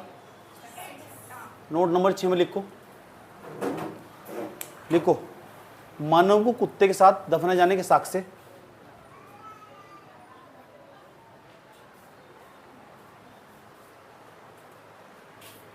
मानव को कुत्ते के साथ दफनाए जाने के साक्ष्य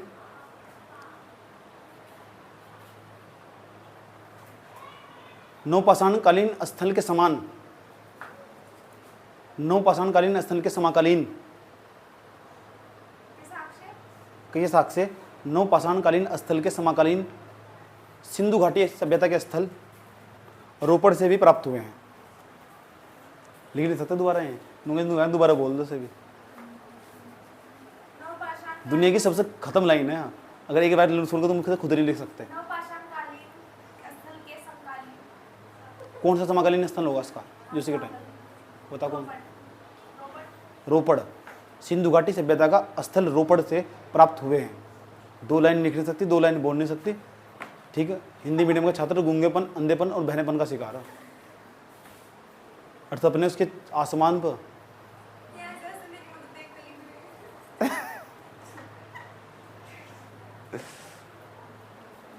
बात समझ में आई?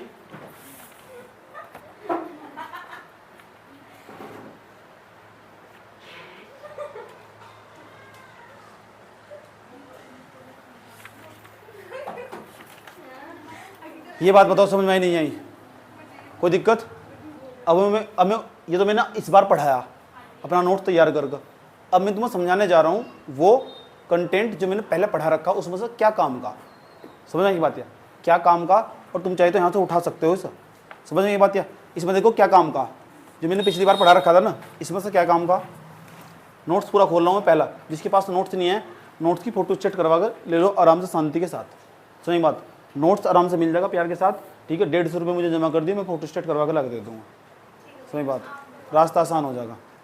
मेरे पास इतने पैसे नहीं हो, मैं बहुत गरीब आदमी हो चुका।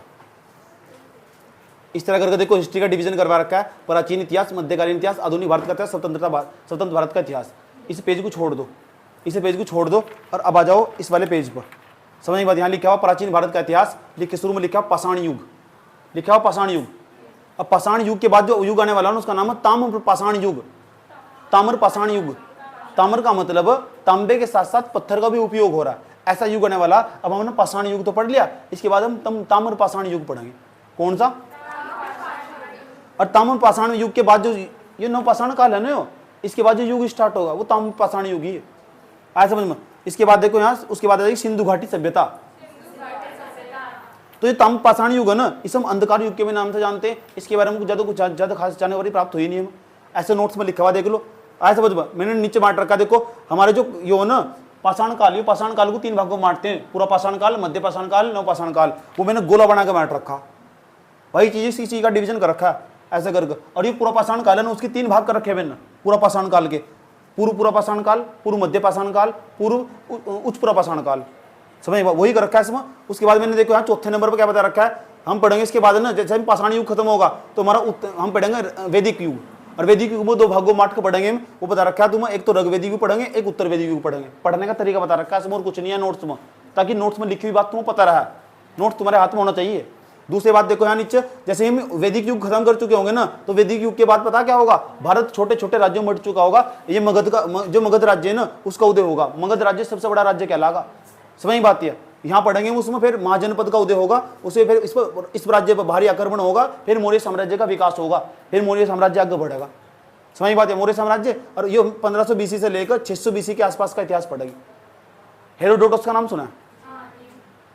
600 बीसी के आसपास, ये तो क्या कह रहा है 600 बीसी, एडी नहीं कह रहा, 600 बीसी के आसपास हेरोडोटस ने इतिहास के बारे में जानकारी दी थी, और इतिहास का जनक हेरोडोटस को मानना था। तो क्या हम इतिहास ऐसा मानेंगे 600 बीसी से स्टार्ट होगा ना, समझ बात है। हेरोडोटस का नाम सुना है, बताया था हेरोडोटस के बारे में। तो उसके बाद में यहाँ से देखो, जब जैसे मौर्य साम्राज्य स्टार्ट होगा, तो मौर्य साम्राज्य में केंद्रीकरण की प्रक्रिया स्टार्ट होगी। और केंद्रीकरण की प्रक्रिया स्टार्ट होने में पता क्या हो, केंद्रीकरण की प्रक्रिया स्टार्ट होने का मतलब सारी चीज सेंटर में रहकर एक व्यक्ति के हाथ में पावर होगी, एक व्यक्ति केंद्र में होगा, जो कह देगा सब कुछ वही होगा। डिवीजन नहीं होने का प्रशासन का डिवीजन ना होने का मतलब एक व्यक्ति केंद्र में, राजा यहाँ से हो, सारे कार्य उसके अनुसार हो रहे हैं। जैसे वर्तमान समय मोदी सरकार है ना, सारे कार्य वह करती है, तो इसे कहेंगे केंद्रीकरण की प्रवृत्ति बढ़ती हुई दिखाई देगी। यहाँ से केंद्रीकरण की प्रवृत्ति बढ़ने का सबसे बड़ा कारण लोहे की खोज हो चुकी थी, और जब लोहे की खोज होनी स्टार्ट हो जाएगी ना, सबके हाथ में हथियार होने स्टार्ट हो जाएंगे, और हथियार होने स्टार्ट हो जाएंगे, दूसरों को मारने में आसानी फिर रहेगी। तो लोहे की खोज बहुत बड़ी खोज मानी जाती है, समझ बात है, क्योंकि वो ना इंसान को आत्मनिर्भर बना देती है। तो यहाँ हम देखेंगे कि केंद्रीकरण की प्रवृत्ति को जैसे बढ़ावा दिया जा रहा है, केंद्र का मतलब एक ही राजा होगा, वो प्रशासन करना स्टार्ट कर देगा। ये समझ डेवलप करनी इस तरह की हम ऐसे मैंने लिखवा रखा है। उसके बाद मैंने तुम्हें बताया, फिर मैं सीधा उसके बाद जैसे हम मौर्य साम्राज्य पढ़ेंगे ना, उसके बाद मौर्योत्तर काल पढ़ेंगे, फिर गुप्त साम्राज्य पढ़ेंगे, ऐसे हमारा समाज पढ़ेंगे। गुप्त साम्राज्य खत्म हो जाएगा। आज हम स्टार्ट करने जा रहे हैं पाषाण युग। वो पाषाण युग मैंने तुम्हें बताया, पाषाण युग क्या है, और 1863 पूरा पाषाण काल, मध्य पाषाण काल, नव पाषाण काल, उसके 3 भाग कर रखे, नोट्स में ऐसे लिखा हुआ, यकीन है तो पड़ोसियों कॉपियों देख लो। उसके बाद मैंने तुम्हें बताया हमारे एक प्रतिनिधि स्थल हो, एक हमारे अनुसंघीय स्थल, ठीक। तो एक तो प्रतिनिधि स्थल हो, प्रतिनिधि स्थल तो उसे क्या हुआ, जहां तक सभ्यता की जानकारी मिल रही। जो पाषाण युग है ना, जो मैंने तुम्हें पढ़ाया, बहुत सारे स्थल नहीं पढ़ाए तुम, एक तो मैंने तुम्हें पढ़ाया पूरा पाषाणकालीन स्थल, मध्य पाषाणकालीन स्थल, नव पाषाणकालीन, उसके पास के जो स्थल है ना, उन्हें बोलो अनुसंघीय स्थल। तो कितने स्थल, कितने प्रकार के होंगे हमारे? 2। एक तो हो गए हमारे प्रतिनिधि स्थल, जो सभ्यता की जानकारी देते हैं, जो सही और सटीक जानकारी देते हैं। दूसरे हो जो आसपास के स्थल हो, छोटे छोटे स्थल हो, उन्हें बोलो अनुसंघीय स्थल। समझ में आई बात? या दूसरे नंबर पे यहाँ साइड में चले जाओ, एक डायग्राम दे रखा है नोट्स के अंदर, और नोट्स के अंदर जो डायग्राम दे रखा है ना, इधर साइड में यहाँ पूरा पाषाणकालीन औजार बना रखे, यहाँ मध्य पाषाणकालीन औजार बना रखे, यहाँ उच्च पाषाण काल के औजार बना रखे। और मैं एक बात बताना चाह रहा हूँ, तुम जो औजार पूरा पाषाण काल में मिलेंगे ना, वे नहीं समझ जाओ मध्य पाषाण काल में मिलेंगे ही मिलेंगे। इसमें निरंतरता यूं नहीं है कि यहाँ इस साइड में देखो, यहाँ लिखा है पेबुल, तो पेबुल क्या होगा, तो पत्थर का ना एक प्रकार का टुकड़ा हुआ करता था, तो उसकी हल्का सा नोक आगे हुआ करती थी, उसे पेबुल बोलते थे। उससे ना जानवरों को मारने के काम आता था, और वो पूरा पाषाण काल में मिलता था। तो पूरा पाषाण काल में पेबुल मिलता था, क्या मध्य पाषाण काल में नहीं मिलने का? मिलेगा। जो चीज पहले मिल चुकी ना, उसमें निरंतरता लगातार बनी रहेगी, वो उसको कम मात्रा में मिलेगा। समझ बात? या मध्य पाषाण काल, इसमें देखो खुरचनी मिलनी स्टार्ट हुई। क्या मिलनी स्टार्ट हुई? यानी किसी भी चीज को अगर तुम खुरचना हो ना, उसके लिए पत्थर का उपयोग करते थे, वो खुरचनी यहाँ मिलनी स्टार्ट हुई। फिर देखिए वेदनी का तो देखा, ये सारे पत्थर के औजार, पूरा हाई पाषाण काल, ये पत्थर को बहुत नुकीला कर दिया गया। और जो है ना यहाँ वेदनी, इससे जानवरों को मारने में बहुत आसानी होती, बहुत नुकीला प्रकार का हथियार होता था। समझ में आई बात? या नीचे देखो लिख रखा है ब्यूरिन, लिख रखा है ब्यूरिन, इसे भी वेदनी बोल लो, इस टाइप का लेटा हुआ हथियार है, ये पत्थर का ही हथियार था। आगे चलो देखो यहाँ, जैसे उच्च पूरा पाषाण काल में चल जाऊंगे, स्क्रेपर ब्लेड टाइप का, देखो स्क्रेपर है ना, इसे बोलते हैं स्क्रेपर। समझ की बात है? स्क्रेपर जिसे बोलते हैं, पत्थर का ही औजार है पूरा का पूरा, लकड़ी का उपयोग नहीं हुआ इसमें, पत्थर का ही औजार है पूरा का पूरा स्क्रेपर। इसे खुरचने में भी आसानी नहीं होगी। ये सर नो, हाँ। और देखो कंपैरेटिव स्टडी कैसे करनी, सुन लो ध्यान से अच्छे तरीके से। तो यूँ बता दो मुझे, यहाँ देखो चोपर मिल रहा है, चोपर नोट्स में जानते, देखो चोपर यहाँ दिख रहा होगा, वैसे तुम दिख रहा चोपर कैसा है, पत्थर के हथियार है, चोपिंग, चोपिंग मैंने बताया चोपर चोपिंग कैसे हो, अगर एक तरफ तो धार होगी तो चोपर कहलाएगा, दोनों तरफ तो धार होगी क्या कहलाएगा, चोपिंग। ये मिल रहे ना हथियार, आगे भी मिलेंगे नहीं मिलेंगे, जो यहाँ पूरा पाषाण काल में मिल गया वो नौ पाषाण मध्य पाषाण काल में मिलेगा और ये उत्तर पाषाण काल में भी मिलेगा। ये सर नो, मध्य पाषाण काल में देखो औजार कितने छोटे छोटे हो गए, करोड़ बना दिया, समलम बना दिया, नुकीले कील टाइप का बना दिया, अर्धचंद्राकार बना दिया। मध्य पाषाण काल जो मध्य पाषाण काल, यहाँ औजार छोटे नहीं हो जाते, इसीलिए तो माइक्रोलिथेज के नाम से जानते हैं। मैंने बताया था नहीं तुम, बस इतनी अच्छी तरह से बना रखे, इस बात का ही पड़ती है कि हाँ औजार छोटे हो चुके। फिर नौ पाषाण काल आ जाएगा, नौ पाषाण काल में और भी हल्के हो जाएंगे। मैंने लिखा रखा देखो, औजार हल्के, धनुष बाण भाले सभी बनने स्टार्ट हो गए यहाँ नौ पाषाण काल में, और जानवरों को मारने के लिए धनुष बाण का इस्तेमाल करना स्टार्ट कर दिया। ये सर नो रोक किस क्लास की बीच बीच में अलग अलग प्रकार के पीस आते रहे। बैठ जाओ। तो बताओ धनुष बाण कहाँ प्रयोग करना स्टार्ट हुआ नौ पाषाण काल में, आज समझ में हड्डी धनुष बाणी में प्रयोग करना स्टार्ट कर दिया इसने। औजार छोटे हो चुके हैं ना, बहुत सभ्य हो चुका वो, उसे बहुत जानकारी हो चुकी, बस फोन नहीं है उसके हाथ में तेरी की तरह। पुलिस द्वारा पत्थर का उपयोग, अब मैंने यहाँ देखो कैसे बनवाया, देखो मैंने क्या करा, पूरा पाषाण काल के जो स्थल है ना इतनी गहराई से लिखवा रखे मैंने सारे के सारे, मैंने पूरा पाषाण काल के जो स्थल लिखवाए थे कितनी गहराई से, मैंने कहा देखो पूरा पाषाण कालीन स्थलों का सर्वेक्षण, निम्न पूरा पाषाण काल के जो स्थल है देखो, कश्मीर घाटी, पहलगाम, यहाँ तो पहलगाम से ये मिला, यहाँ तो लिडवर नदी के किनारे पड़े, पहलगाम से हैंडेक्स मिला, ये पूरा पाषाण काल का स्थल है, निम्न पूरा पाषाण काल का स्थल। उसके बाद नीचे जाओ देखो, पोतवार क्षेत्र, सोन नदी घाटी, तो यहाँ तक क्या क्या मिला, हस्तकुंडार मिला, यहाँ तक यह पूरे के पूरे नीचे बना रखे हैं मैंने, सारे स्थल बता रखे, यहाँ भी सारे स्थल बता रखे, राजस्थान के अलग बताए, गुजरात के अलग बताए, यूपी के अलग बताए सारे स्थल। समझ में बात किया, आगे ये पूरा का पूरा सारे स्थल मैंने तुम्हें पढ़ाया, जिससे पूरा यहाँ बस यहाँ नक्शे में नहीं बना रखे मैंने, समझ में बात है। लेकिन यहाँ कंटेंट जो मैंने दे रखा है इससे ज्यादा कंटेंट दे रखा है, लेकिन याद कितना रखना, इतना याद रख दोगे तो काम चल जाएगा तुम्हारा, इतना याद रख लोगे ना, इतना याद रख लोगे तो काम चल जाएगा तुम्हारा। अगर पढ़ने की इच्छा हो ना, इस तो बाहर कभी किसी किताब में जाना भी मत बिल्कुल भी, जो नोट्स में लिखा हुआ उसमें दे रखा है, राजस्थान में ये स्थल मिले, यूपी में ये स्थल मिले, समझ बात या, गुजरात में ये स्थल मिले, अफगानिस्तान में ये मिले, मेहरगढ़ में यही मिला हुआ, ऐसा करके स्थल दे रखे। नोट समझ में आएगा, ठीक है, उसे याद चाहे तो तुम उसे हटा भी सकते हो, छोड़ भी सकते हो, लेकिन जब मैं पढ़ के जाता हूँ तो मैं जब पढ़ने बैठता हूँ ना तो मैं इसे मोटे मोटे तौर पर नजर मार लेता हूँ, मेरा एक भी सवाल ना बचे, 10 मिनट से फालतू नहीं लगती मुझे नजर मारने में। मैं पर्सनल बता रहा हूँ, मेरे खुद का नोट्स पढ़ना पड़ता है मुझे, मेरे का कौन सा याद रहा वो, मैं नहीं भूलता, भूल जाऊँ मैं, पढ़ाते हुए तो मेरा याद रहेगा, समझ में बात। फिर मैं रिवीजन करता हूँ, ऐसे रिवीजन करता हूँ। अब मैं क्या करूँगा रिवीजन करने के लिए, अब मैं जाऊँगा देखो अगले पेज पर, अभी यहाँ सिंधु घाटी सभ्यता लिखा है, छोड़ दियो, ये बीच में आ गई थी सिंधु घाटी सभ्यता, इससे पहले ना इसके बाद एक यहाँ डायग्राम आगा इस तरह करके, देख लो, ये इस तरह का डायग्राम बनाना बहुत जरूरी, तुम चाहे तो इस तरह का डायग्राम ही पूरा का पूरा, ये वाला ये तीनों तुलना करके, पूरा पाषाण काल स्थल, पूरा पाषाण काल, मध्य पाषाण काल, नव पाषाण काल, तीनों को एक ही डायग्राम में समेट सकते हो। पूरा पाषाण काल, मध्य पाषाण काल और नव पाषाण काल, तीनों में तुम्हें क्या क्या अंतर दिखाई दे रहा है। और दूसरा, तुम ना इस तरह कंपेयर करके पूरा 250 शब्दों का नहीं, कम से कम 150 शब्द का क्वेश्चन आता है, तो 150 शब्द का क्वेश्चन भी समेट ले जाओगे। अब मैं समझाने जा रहा हूँ, गौर से समझना, इसमें क्या अंतर था, इसमें क्या अंतर था, इसमें क्या अंतर था, समझ में बात या, सुनना चाह रहे हो एक बार मेरे मुंह से, समझ में बात या, तो बेस सुनिए, समझ जाओ, आराम से तुम्हारे याद हो जाएगा। देखो अब मैंने यहाँ डायग्राम बना रखा है, तो डायग्राम में मैंने यहाँ समझा रखा, देखो पहले ऊपर तो मैंने नहीं लिखा रखा, देखो प्रागैतिहासिक क्या लो, लिखित साक्ष्य नहीं मिलते, इसे पाषाण काल कहते हैं, जो मैंने पहले समझा रखा तुम। उसके बाद क्या रखा, अर्ध ऐतिहासिक काल वो लिखित साक्ष्य मिले लेकिन पढ़ा नहीं जा सका, सिंधु घाटी सभ्यता। फिर मैंने ऐतिहासिक साक्ष्य कौन से, जहाँ वैदिक सभ्यता से आगे का इतिहास, लिखित साक्ष्य भी मिले, पढ़ा भी जा सका। उसके बाद मैंने लेके लगा प्रागैतिहासिक काल, ये जो रॉबर्ट ब्रूस फुटनस की खोज करी थी, नहीं करी थी, ठीक। उसके बाद आगे चलो, देखो उसके बाद पाषाण काल के बाद कांसा युग आगा एवं लोह युग में बांटा गया, इसे छोड़ दो, इस वाले फैक्ट को छोड़ दियो। भारतीय पुरातात्विद ने अलेक्जेंडर कनिंघम को कहते हैं, जो भारत का पुरातात्विद सबसे पहली बार जो खुदाई करनी स्टार्ट करी थी ना, वो अलेक्जेंडर कनिंघम ने स्टार्ट करी थी। तो जो भारतीय पुरातात्विद, भारत के अंदर जो पुरातात्विद सबसे पहले उन्होंने खुदाई करनी स्टार्ट करी, उसके बाद दूसरे उत्खनन करता है पुरातात्विद आए। तो पूछे ना भारतीय पुरातात्विद का जनक किसे कहा जा, तो अलेक्जेंडर कनिंघम को। अलेक्जेंडर कौन है, भारतीय पुरातात्विद का जनक, याद रहेगी बात या। अब देखो इसे पाषाण काल को कितने भागों में बांट रखा, 3, 1 भाग, 2 भाग, 3 भाग। जो नोट्स बनाना चाहे बना सकता, और जिसे टाइम नहीं खराब करना ना, समझ में बात या, तो क्या करेगा, चुपचाप बैठ कर ये लिखा हुआ इसके अंदर, मैं इससे साथ साथ पढ़ा रहा हूँ, तुम चाहे तो वीडियो तो भी लिख सकते हो, समझ में बात है, वीडियो से भी लिख सकते हो। अब पूरा पाषाण काल, मध्य पाषाण काल, नव पाषाण काल, इसमें मैं क्या करूंगा, देखो ऐसा करके डायग्राम बनाऊंगा, 1 2 3 लाइन खींच दूंगा, और यहाँ ना ऐसा कर पहले नंबर पर मैं यहाँ क्या लिखूंगा, दूसरे नंबर पर, तीसरे नंबर पर, चौथे नंबर पर। देखो मैंने किस तरह से कर रखा है, पहले नंबर पर मैंने काल लिख रखा है, यानी इस वाला ये काल कहाँ तक है, ये काल कहाँ तक है, ये काल कहाँ तक, 25 लाख BC से लेकर 10,000 BC तक, 10,000 BC से लेकर 4,000 BC तक, 4,000 से लेकर 1,000 BC तक, मोटे मोटे तौर पर काल लिख रखा है। दूसरे नंबर पर जाओ चरण, चरण का मतलब है इसमें दो, इसके कितने चरण हो, 3 ही चरण बताए मैंने तुम्हें, इसका कोई चरण नहीं है, ज़्यादा जानकारी नहीं मिली।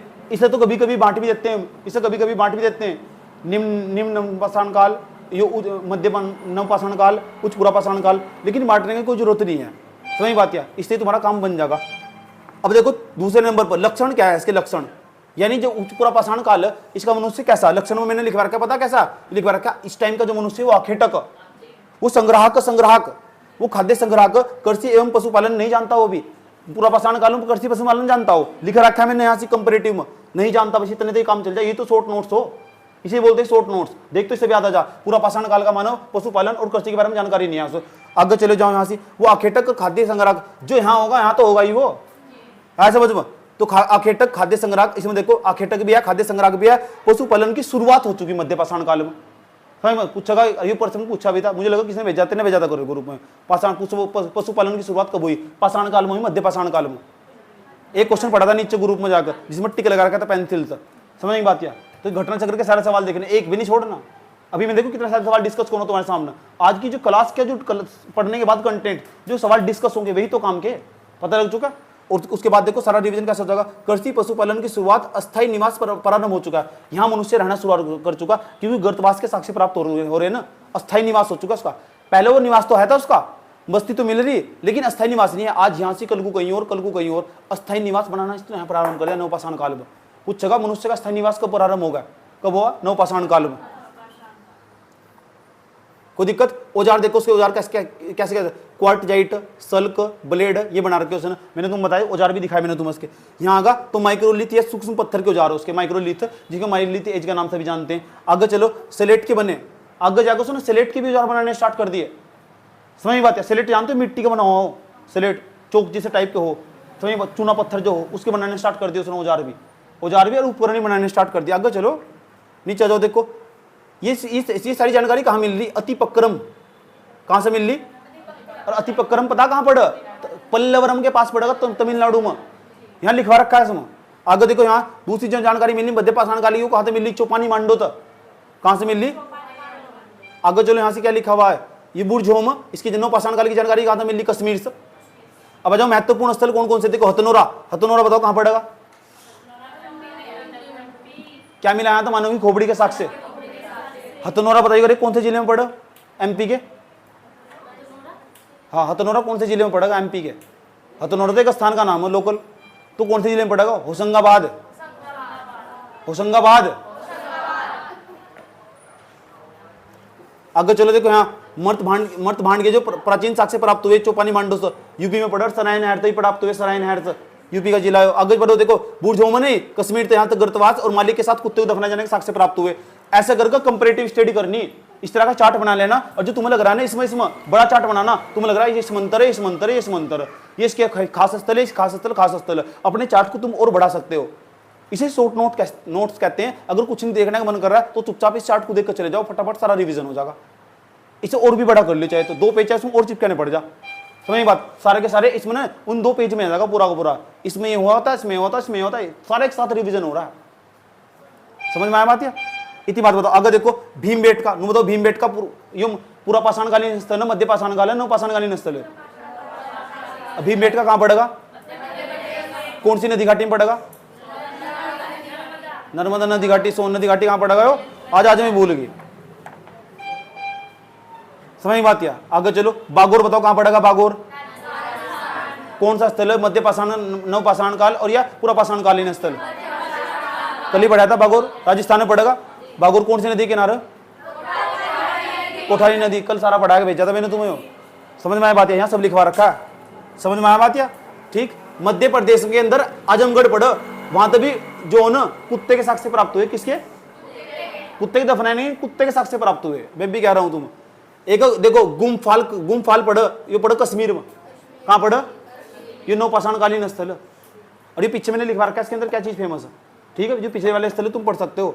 मिर्जापुर के बारे में बताया, देखो आग की खोज ना, आग की खोज पहले हो चुकी थी, लेकिन आग की जो आग का जो प्रयोग यहाँ लिख रखा है, आग का प्रयोग वो मध्य पाषाण काल में, नवपाषाण काल में काट कर लिया सर।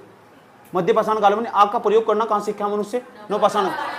आग से परिचित था, हाँ परिचित था, लेकिन प्रयोग करना कहाँ सीखा हो? आज समझ, यहाँ आग का ज्ञान था, सब परिचित था, जानकारी थी उसे। ये सर नो। अब मैं तुमसे सवाल पूछने जा रहा हूँ, इतना ही है बस, ये इतना ही है। अब सवाल पूछने जा रहा हूँ और सवालों पर देखते हैं, झड़ी लगाएंगे सवालों के बजाय। समझ बात है? चलो आओ सवाल पर चलते हैं और सवाल पूछी पूछी खेल लगे, और तुम बताना कि हो रहा है नहीं हो रहा। समझ बात है? किस लेवल के सवाल है। फिर सबसे लास्ट में पहले मैं बच्चों सवाल पूछूंगा, बच्चों सवाल। ये 5 मिनट दूँ सारे उस पर रिविजन मार रहेगा या झेल जाओगे? एक मतलब पूरा पाषाण काल के स्तर पर नजर मार लो, दूसरा कि मध्य पाषाण काल के स्तर पर नजर मार लो, तीसरा नवपाषाण काल के स्तर पर नजर मार लो। 5 मिनट दे रहा हूँ मैं तुम्हें, क्वेश्चन के साथ मजा आगा तुम्हें। आज समझो 5-10 मिनट, उसके बाद सारे फिर तुम फटाफट उत्तर दोगे ना, मोटे मोटे तौर पर सारे क्वेश्चन में नजर मार लो। टाइम ना खराब करो। फर्स्ट क्वेश्चन, पहला क्वेश्चन उठा रहा हूँ मैं। अब तो मैंने जितना पढ़ाया ना सारा, देखते कितना क्वेश्चन कर पाते हैं तुम, और ज़्यादा से ज़्यादा क्वेश्चन करने। आज भी मैं ग्रुप में कम से कम ऐसे भेजूंगा 150 के आसपास क्वेश्चन ढूंढ कर, और एक भी क्वेश्चन नहीं बचाना चाहिए। ऑब्जेक्टिव है सारे। कितने क्वेश्चन है? ऑब्जेक्टिव। बस ये मत कहना बिल्कुल भी इस मतलब में कोई सवाल नहीं कर सकती। अर्थ में अगर करने के बाद क्या कितना हार्ड हो कितना आसान हो, समझ बात है? ये मत कहना मैं भी चैप्टर नहीं आता बिल्कुल भी, कि ये मेरी हिस्ट्री है और ये चैप्टर कुछ भी पूछ लो कहीं से भी, कैसे भी लाकर। अब पढ़ाया भाई जी ने सिंधु घाटी से बेटा, कुछ भी जा, प्राचीन इतिहास में तो कुछ भी पूछ लो, ऐसा पढ़ रहा हूँ।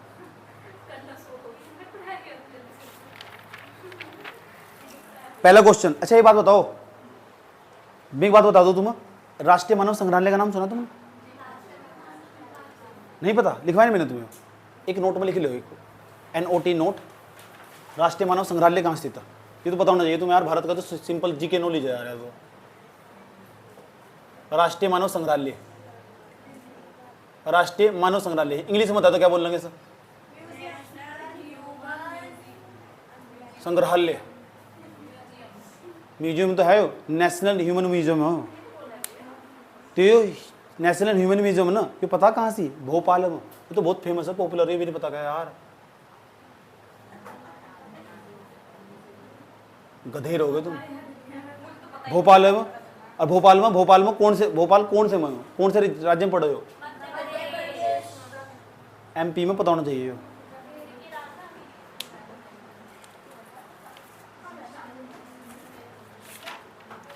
मेरे पास क्वेश्चन है और मैं डिस्कस कर रहा हूँ क्वेश्चन। फर्स्ट क्वेश्चन आराम आराम से बताना, प्यार के साथ बता, क्वेश्चन डिस्कस करेंगे।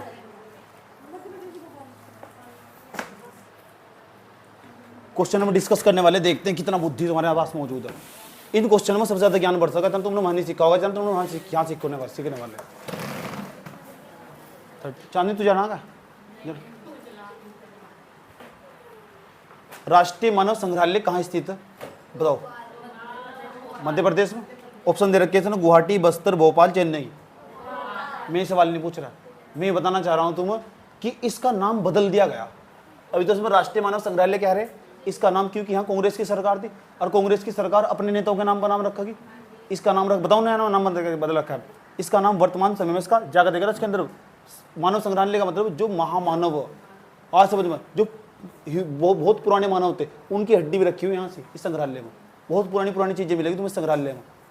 इसका नाम बदल कर इंदिरा गांधी राष्ट्रीय मानव संग्रहालय कर देगा। इसका नाम पता लग चुका? इंदिरा गांधी राष्ट्रीय मानव संग्रहालय इसका नाम कर देगा। ये सर नो? छोड़ दो, कोई दिक्कत नहीं है, मैं तुम्हें बता रहा हूँ। रहने दो, वीडियो में देखोगे, ए रहने दो ज्यादा अम्मा नमन यहाँ लिख कर दिखाओ मुझे। बाहर सुन लो, अगला क्वेश्चन मैं पूछ रहा हूँ, ध्यान तो सुनना। एक का क्वेश्चन लगा, पहला नंबर तेरा, चल बता। भारतीय पुरातत्वविद का जनक किसे कहा जा? अलेक्जेंडर कनिंगम, जॉन मार्शल, कौन सा? James Prince. जो बोला नाम बताना, बोल के बता। अलिक नहीं है, अलेक्जेंडर। ये बात याद रहेगी। यो पता कौन था अलेक्जेंडर कनिंगम? 1813 से लेकर 1814 से लेकर 1893 तक बंगाल जो इंजीनियरिंग, बंगाली इंजीनियरिंग पता किसे बोल रहा? इसे बोल रहे रुड़की वाले को, बंगाली इंजीनियरिंग IIT वाले को। आया समझ में? इसका यूं तो इस सेना का अधिकारी था। आया समझ में? बताओ, इसकी IIT की स्थापना किसने करी थी? बंगाली इंजीनियरिंग के नाम से जानते थे सर। किसने करी थी इसकी? आईआईटी की स्थापना जो रुड़की में है, डलहौजी ने करी थी इसकी स्थापना। वहां जाकर उसके बोर्ड पर भी लिखा हुआ, शुरू में घुसते ही पहले नंबर पे ही आईआईटी में पहले नंबर पे लिखा हुआ, पहले नंबर प्लेट लगी हुई। गए नहीं, छोड़ दो, कोई बात नहीं। भारत, चलो कुछ नीचे बजाओ। एक इंपॉर्टेंट बात, भारतीय पुरातात्विक सर्वेक्षण, इसका शब्द का अर्थ का समझा दो, इसका मतलब क्या है? भारतीय पुरातात्विक सर्वेक्षण, इसका मतलब क्या है? इसका मतलब जमीन की खुदाई करने वाले। ये नहीं पूछना चाह रहा कि सर्वेक्षण ये विभाग मंत्रालय, ये कौन से मंत्रालय में आगा? कौन से मंत्रालय में आगा? पहले नंबर पर पर्यटन मंत्रालय में, दूसरा संस्कृति मंत्रालय में, तीसरा मानव संसाधन मंत्रालय में, विज्ञान एवं प्रौद्योगिकी मंत्रालय में। गेस कर सको? नहीं गेस कर सकते कि क्योंकि हम संग्रहालय बना क्यों रहे हैं? ये पुरातात्विद है, विचार अपनी संस्कृति को बचाने के लिए तो काम कर रहे हैं सारा का सारा। ऐसा करके हम गेस कर सको, सोच सकम। समझ में बात? या कोई जाकर विज्ञान प्रौद्योगिकी मंत्रालय मारा दबने लगा उसके मुंह पर, पर्यटन को बढ़ावा देने के लिए नहीं, ऐसे करके सोचना पड़ा। एक और बता रहा हूं, तुम्हें बताना, देखो 13 नंबर आ गया। विंध्य क्षेत्र के, दिमाग सब लगाएंगे, विंध्य क्षेत्र के किस शिलाश्रय में सर्वाधिक मानव कंकाल मिले हैं? सबसे ज्यादा मानव कंकाल कहां मिले? और ऑप्शन सुन लेना। पहला ऑप्शन मोरहाना पहाड़, दूसरे नंबर पर घगरिया, तीसरे नंबर पर बघई खोर, चौथे नंबर पर लेखैया। तू बता,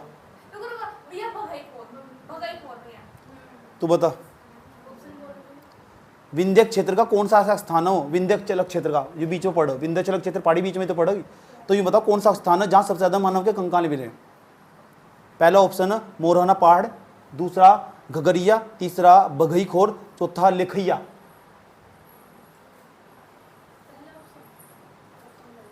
देखा बेटे, देखा? तू बता, चांदी बता।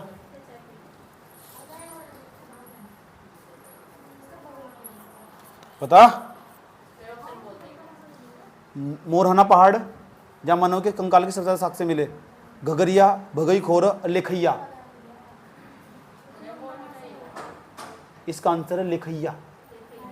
क्या नाम है? दमदमा तो क्या मिला? पर दमदमा तो क्या मिला?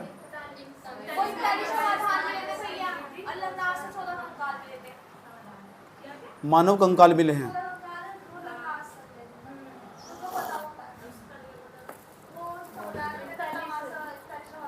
चलो कोई बात नहीं, देखो कितना आसान है, बच्चू प्रश्न, ठीक है, वहां से पूछा जाएगा। बता, गर्तवास के साक्ष्य कहां से प्राप्त हुए? बुर्जहोम, कोल्डी हवा, बरमगिरी, संगल कुल्लू। गर्तवास के साक्ष्य, गर्तवास, हाँ, बुर्जहोम, कोल्डी हवा, बरहमगिरी, संगन कुल्लू। आज ही तो पढ़ा है बुर्जहोम। अगला क्वेश्चन, बुर्जहोम कहाँ पड़ा वैसे? कौन से जिले में पड़ा? देखा, समझ की बात है? देखा देखा देखा, कहाँ पड़ा?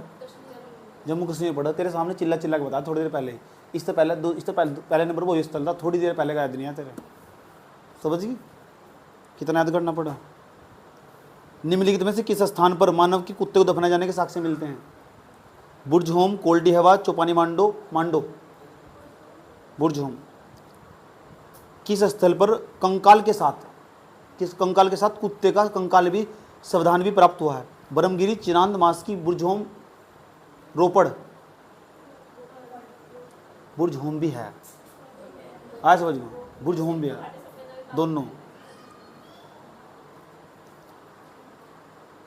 अब बहुत इंपॉर्टेंट सवाल आ रहा है, गौर से बता देना क्या सवाल क्या है।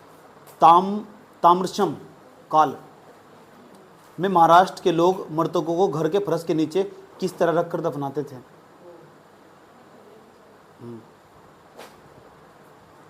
उत्तर से दक्षिण की तरफ, पूर्व से पश्चिम की तरफ।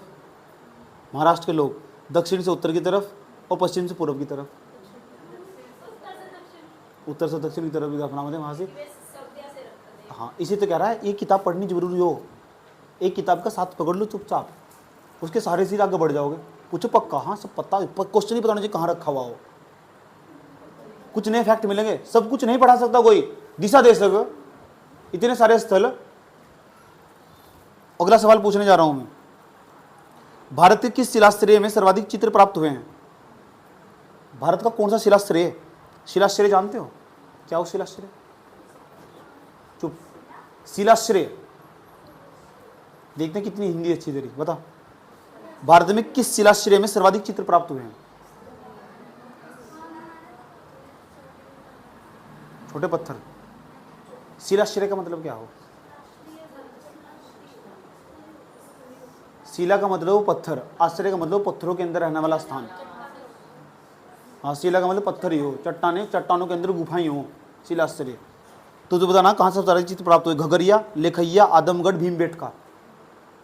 ये नहीं बताना तो डूब के मर जाइए। भारत में किस शिलाश्रय में सर्वाधिक चित्र प्राप्त हुए हैं? ठीक, कहाँ पड़े भीमबेटका गुफा? अच्छा, कौन से जिले में? हथनोरा कहाँ पड़ा?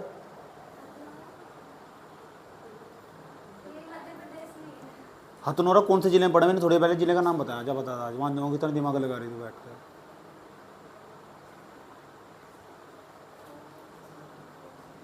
कौन से जिले में पड़े हथनोरा?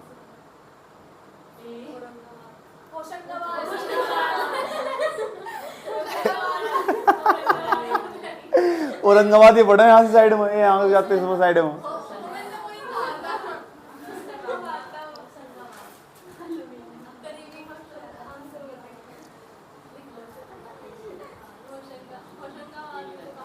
प्रागैतिहासिक चित्रकला के लिए प्रसिद्ध है।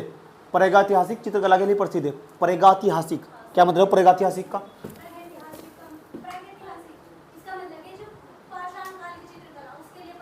अच्छा, स्थान अजंता, बाग, अमरावती, भीमबेटका। इतनी छोड़ने की तो। भीमबेटका किसके लिए प्रसिद्ध है? खनिज के लिए, बौद्ध प्रतिमाओं के लिए, सोन नदी घाटियों के लिए, या गुफाओं के शैल चित्र के लिए? मुट्ठी जाति ने सवाल बताया था ना, कल्याण हो जाएगा तेरा। वरहत पाषाण काल स्मारकों की पहचान की गई है। वरहत पाषाण काल स्मारकों की पहचान की, सब ध्यान लगाओ सवाल पर। सन्यासी गुफाओं के रूप में, मंदिर के रूप में, मृतकों को दफनाने के स्थान के रूप में। वरहत पाषाण स्मारकों की पहचान की गई है।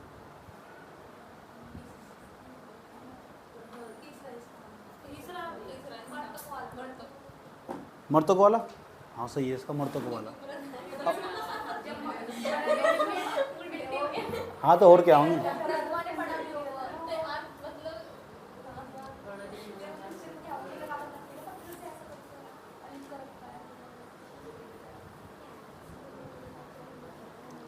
नवदा टोली, नवदा टोली, नवदा टोली नाम सुना है किसी ने? अब तो नहीं सुना। चलो आज सब तुक्का मारना, ये कौन से राज्य में पढ़ सकता? नवदा टोली किस राज्य में अवस्थित है? गुजरात, महाराष्ट्र, छत्तीसगढ़, मध्य प्रदेश। और कौन सा बता रहा है? महाराष्ट्र कितने बता रहे? हाथ कड़ा और महाराष्ट्र वाले, महाराष्ट्र वाले, महाराष्ट्र। छत्तीसगढ़ कितने बोल रहा है? एक ही छत्तीसगढ़ वाली, दो छत्तीसगढ़ वाली। और कोई? महाराष्ट्र छत्तीसगढ़ वाली बस, गुजरात वाली। गुजरात, महाराष्ट्र, छत्तीसगढ़, मध्य प्रदेश। हाँ एक बच रहा तो वही बता दो, कुछ भी। मध्य प्रदेश ही।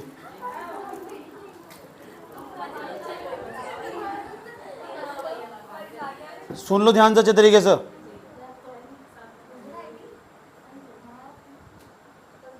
किन स्थानों पर मध्य पाषाण काल के पशुपालन के साथ प्रमाण मिलते हैं? निम्नलिखित में से किन? 4 स्थान बताऊंगा मैं, उनमें से देखकर नहीं बताना कौन सा मध्य पाषाण काल का स्थान है जहां तक पशुपालन के प्रमाण मिलते हैं, पशुपालन के। पहला ऑप्शन औंधे, बोरी, लखनिया, बागोर। वो कितना अच्छा लग रहा है। अगर 4 दिन पहले पूछते नहीं क्या तो मर जाती। उस स्थल का नाम बताइए जहां से प्राचीनतम अस्थाई जीवन के प्रमाण मिले हैं। ध्यान से सुन लेना, अस्थाई जीवन के प्रमाण, प्राचीनतम और अस्थाई जीवन। अस्थाई का मतलब मनुष्य वहां रह रहा। धोलावीरा, कालीबंगा, किले गुल मोहम्मद, मेहरगढ़। अब अंदाजा लगा लो, जो इंसान वहां खेती रहकर कर रहा है तो खेती कहीं लेकर भी जाता होगा, इसका मतलब उसके आसपास ही रहता होगा, स्थायी निवास तो होगा पक्का उसका वहां। मेहरगढ़ कहां पर है, कौन से प्रांत में?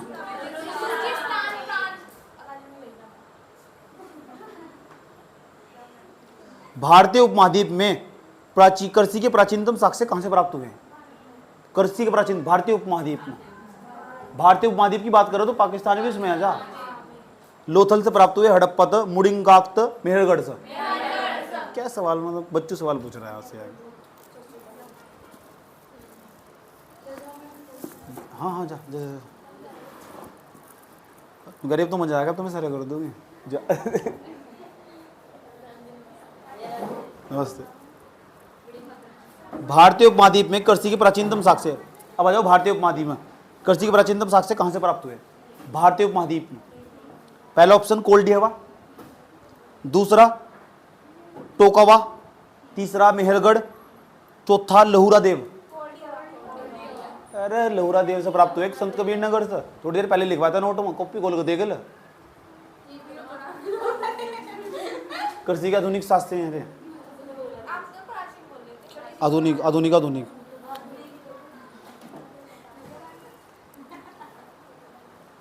मानव द्वारा सर्वप्रथम प्रयुक्त अनाज कौन सा? जो ही लिख रखा है इसमें। भारत में मानव का सर्वप्रथम साक्ष्य कहां से मिला, कौन सी घाटी से मिला? मानव का नीलगिरी पहाड़ियों से, मानव का शिवालिक पहाड़ियों से, नल्ला मलाई की पहाड़ियों से, नर्मदा घाटी तक। इतने करीब उसने पूछ रहा है, उत्तराखंड पीछे से पूछा है। खदानों की कृषि प्रारंभ सर्वप्रथम प्रारंभ हुई थी, खदानों की कृषि प्रारंभ कौन से काल में? पूरा पाषाण काल, मध्य पाषाण काल, प्रोटैसिक काल, नवपाषाण काल। खाद्यान्नों की कृषि कब प्रारंभ हुई? नवपाषाण काल में। ये तो पढ़ा है यार, सब चीजें उगानी स्टार्ट कर दी।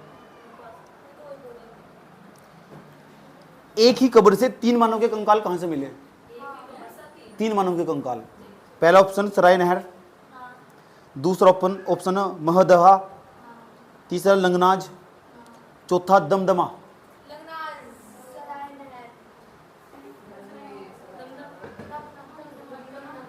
दमदमा दमदमा। बता सको दमदमा कहां पड़ो? कहां पड़ो? कौन से जिले में? क्यों फेमस है दमदमा?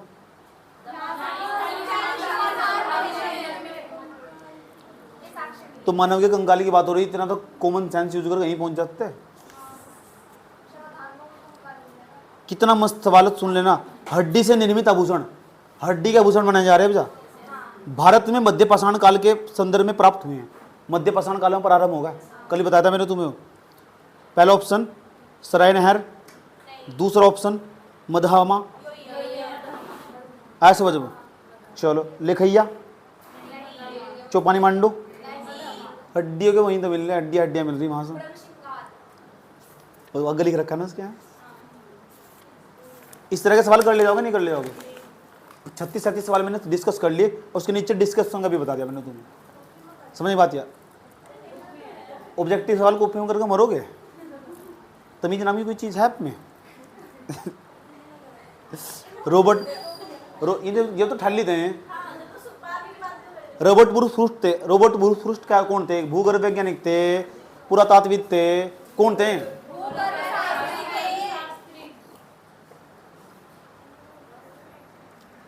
चलो कोई दिक्कत यहाँ तक?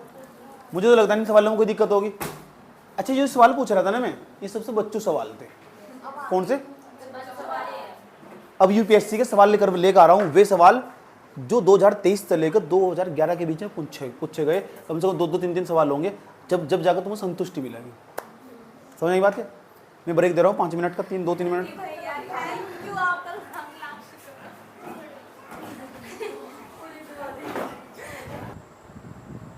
देखो गौर तो सुनना मेरी बात, क्वेश्चन देखना अच्छे तरीके से कि क्या क्वेश्चन का लेवल क्या है, क्वेश्चन किस लेवल पे जाकर क्वेश्चन पूछ रहा है।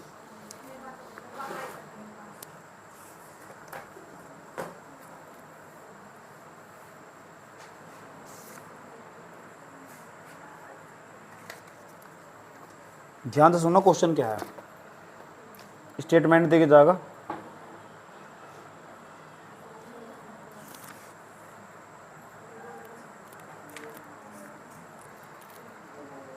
पाषाण काल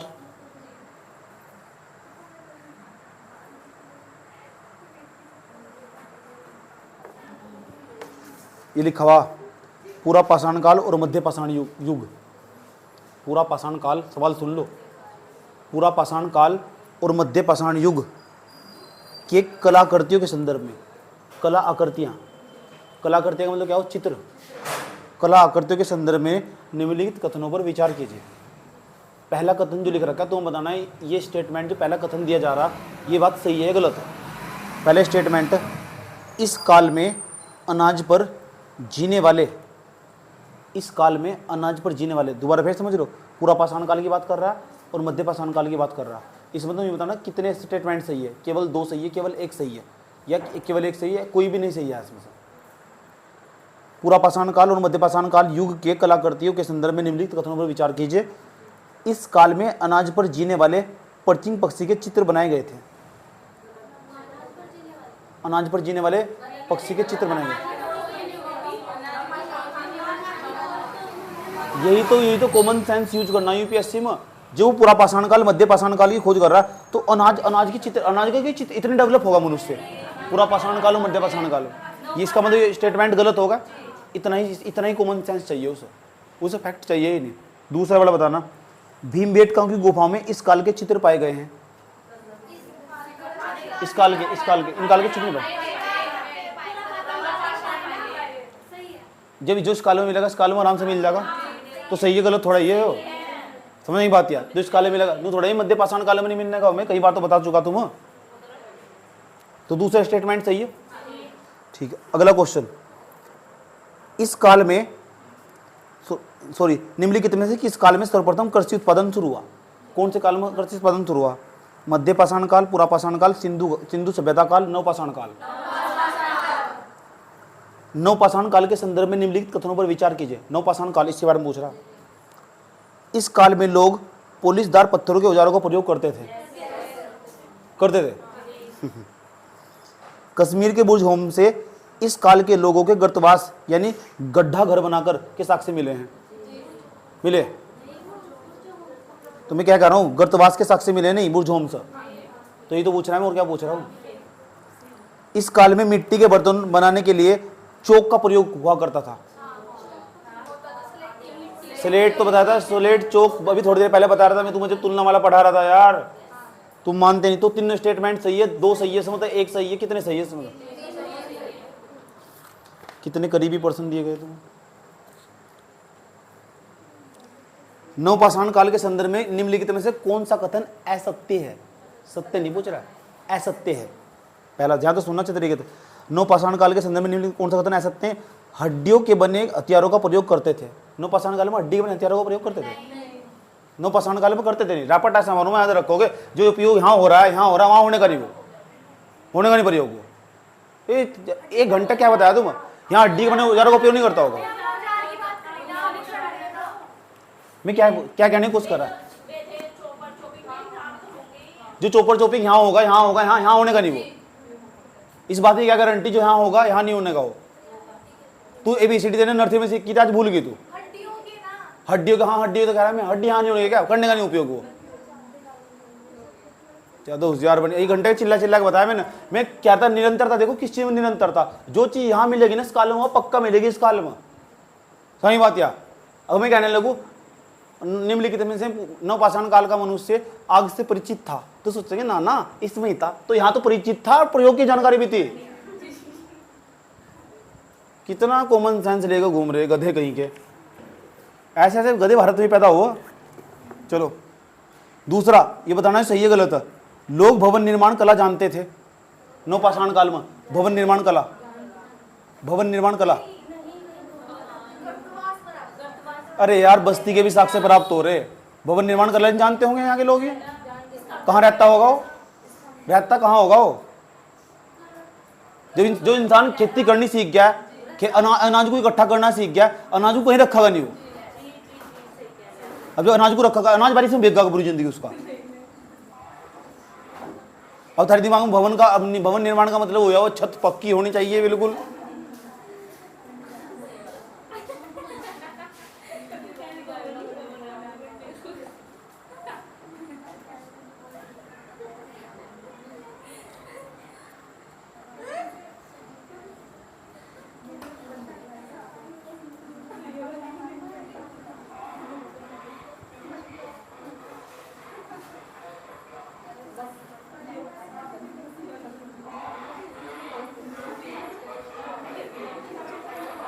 गुफरकाल, गुफरकाल पता कहाँ पढ़े हो?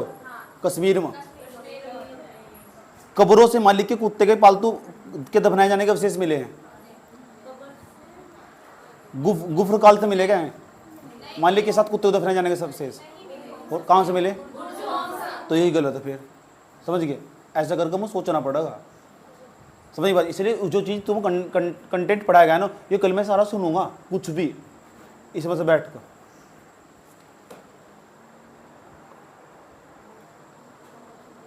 हेलो, नमस्ते। हाँ पहचान लिया मैंने, उसे फ़ोन करा था यार जिसने तेरा एडिशन करवाया था। दिक्कत यहाँ देख, अगर जो एडमिशन है ना ऑनलाइन,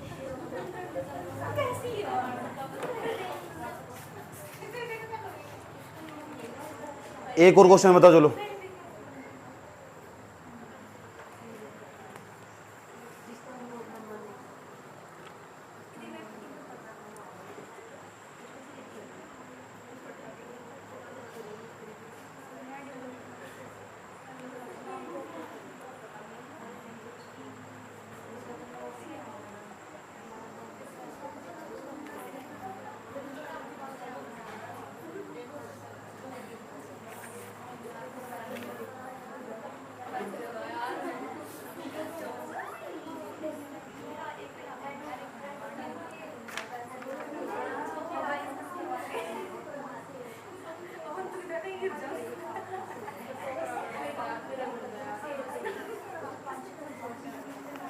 चलो, पाषाणकालीन संस्कृति के संदर्भ में, या पूरी पाषाणकालीन संस्कृति जो पढ़ रहे हैं, पाषाणकालीन संस्कृति के संदर्भ में निम्नलिखित कथनों पर विचार कीजिए। नंबर फर्स्ट, पाषाण काल में नंबर फर्स्ट मर्दभांड निर्माण। यहाँ मर्दभांड का निर्माण हुआ कहीं हुआ तो पाषाणकालीन संस्कृति, ये स्टेटमेंट सही गलत है? दूसरा, पत्थरों के औजारों का घर्षण और उन पर पॉलिश करना, हुआ इसका बात? सही है। अग्नि का उपयोग एवं इसके माध्यम से भोजन पकाने की तकनीक का आरंभ, हुआ? चलो ठीक है, भून का खावा दे। तो ये बता दो मुझे, ऐसे ऐसे सवाल कर लोगे क्या?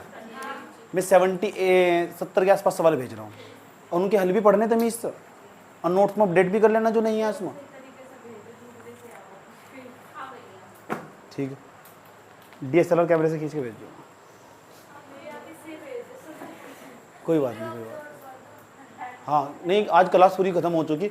अब मैं ये समझ जाओ, मैं पाषाण काल के बारे में मैं कभी नहीं पढ़ाने वाला, सही बात है। अनुदानी पाषाण काल में कोई करंट अफेयर आने वाला, सही बात है। दोबारा खुदाई करवाएंगे, खुदाई करवाने की कोई जरूरत नहीं है, बस बहुत खुदाई कर ली हमने, सही बात है।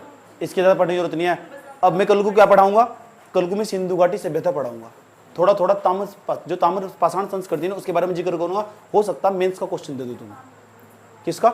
मेंस का, जो कल्चर से रिलेटेड हो। चलो।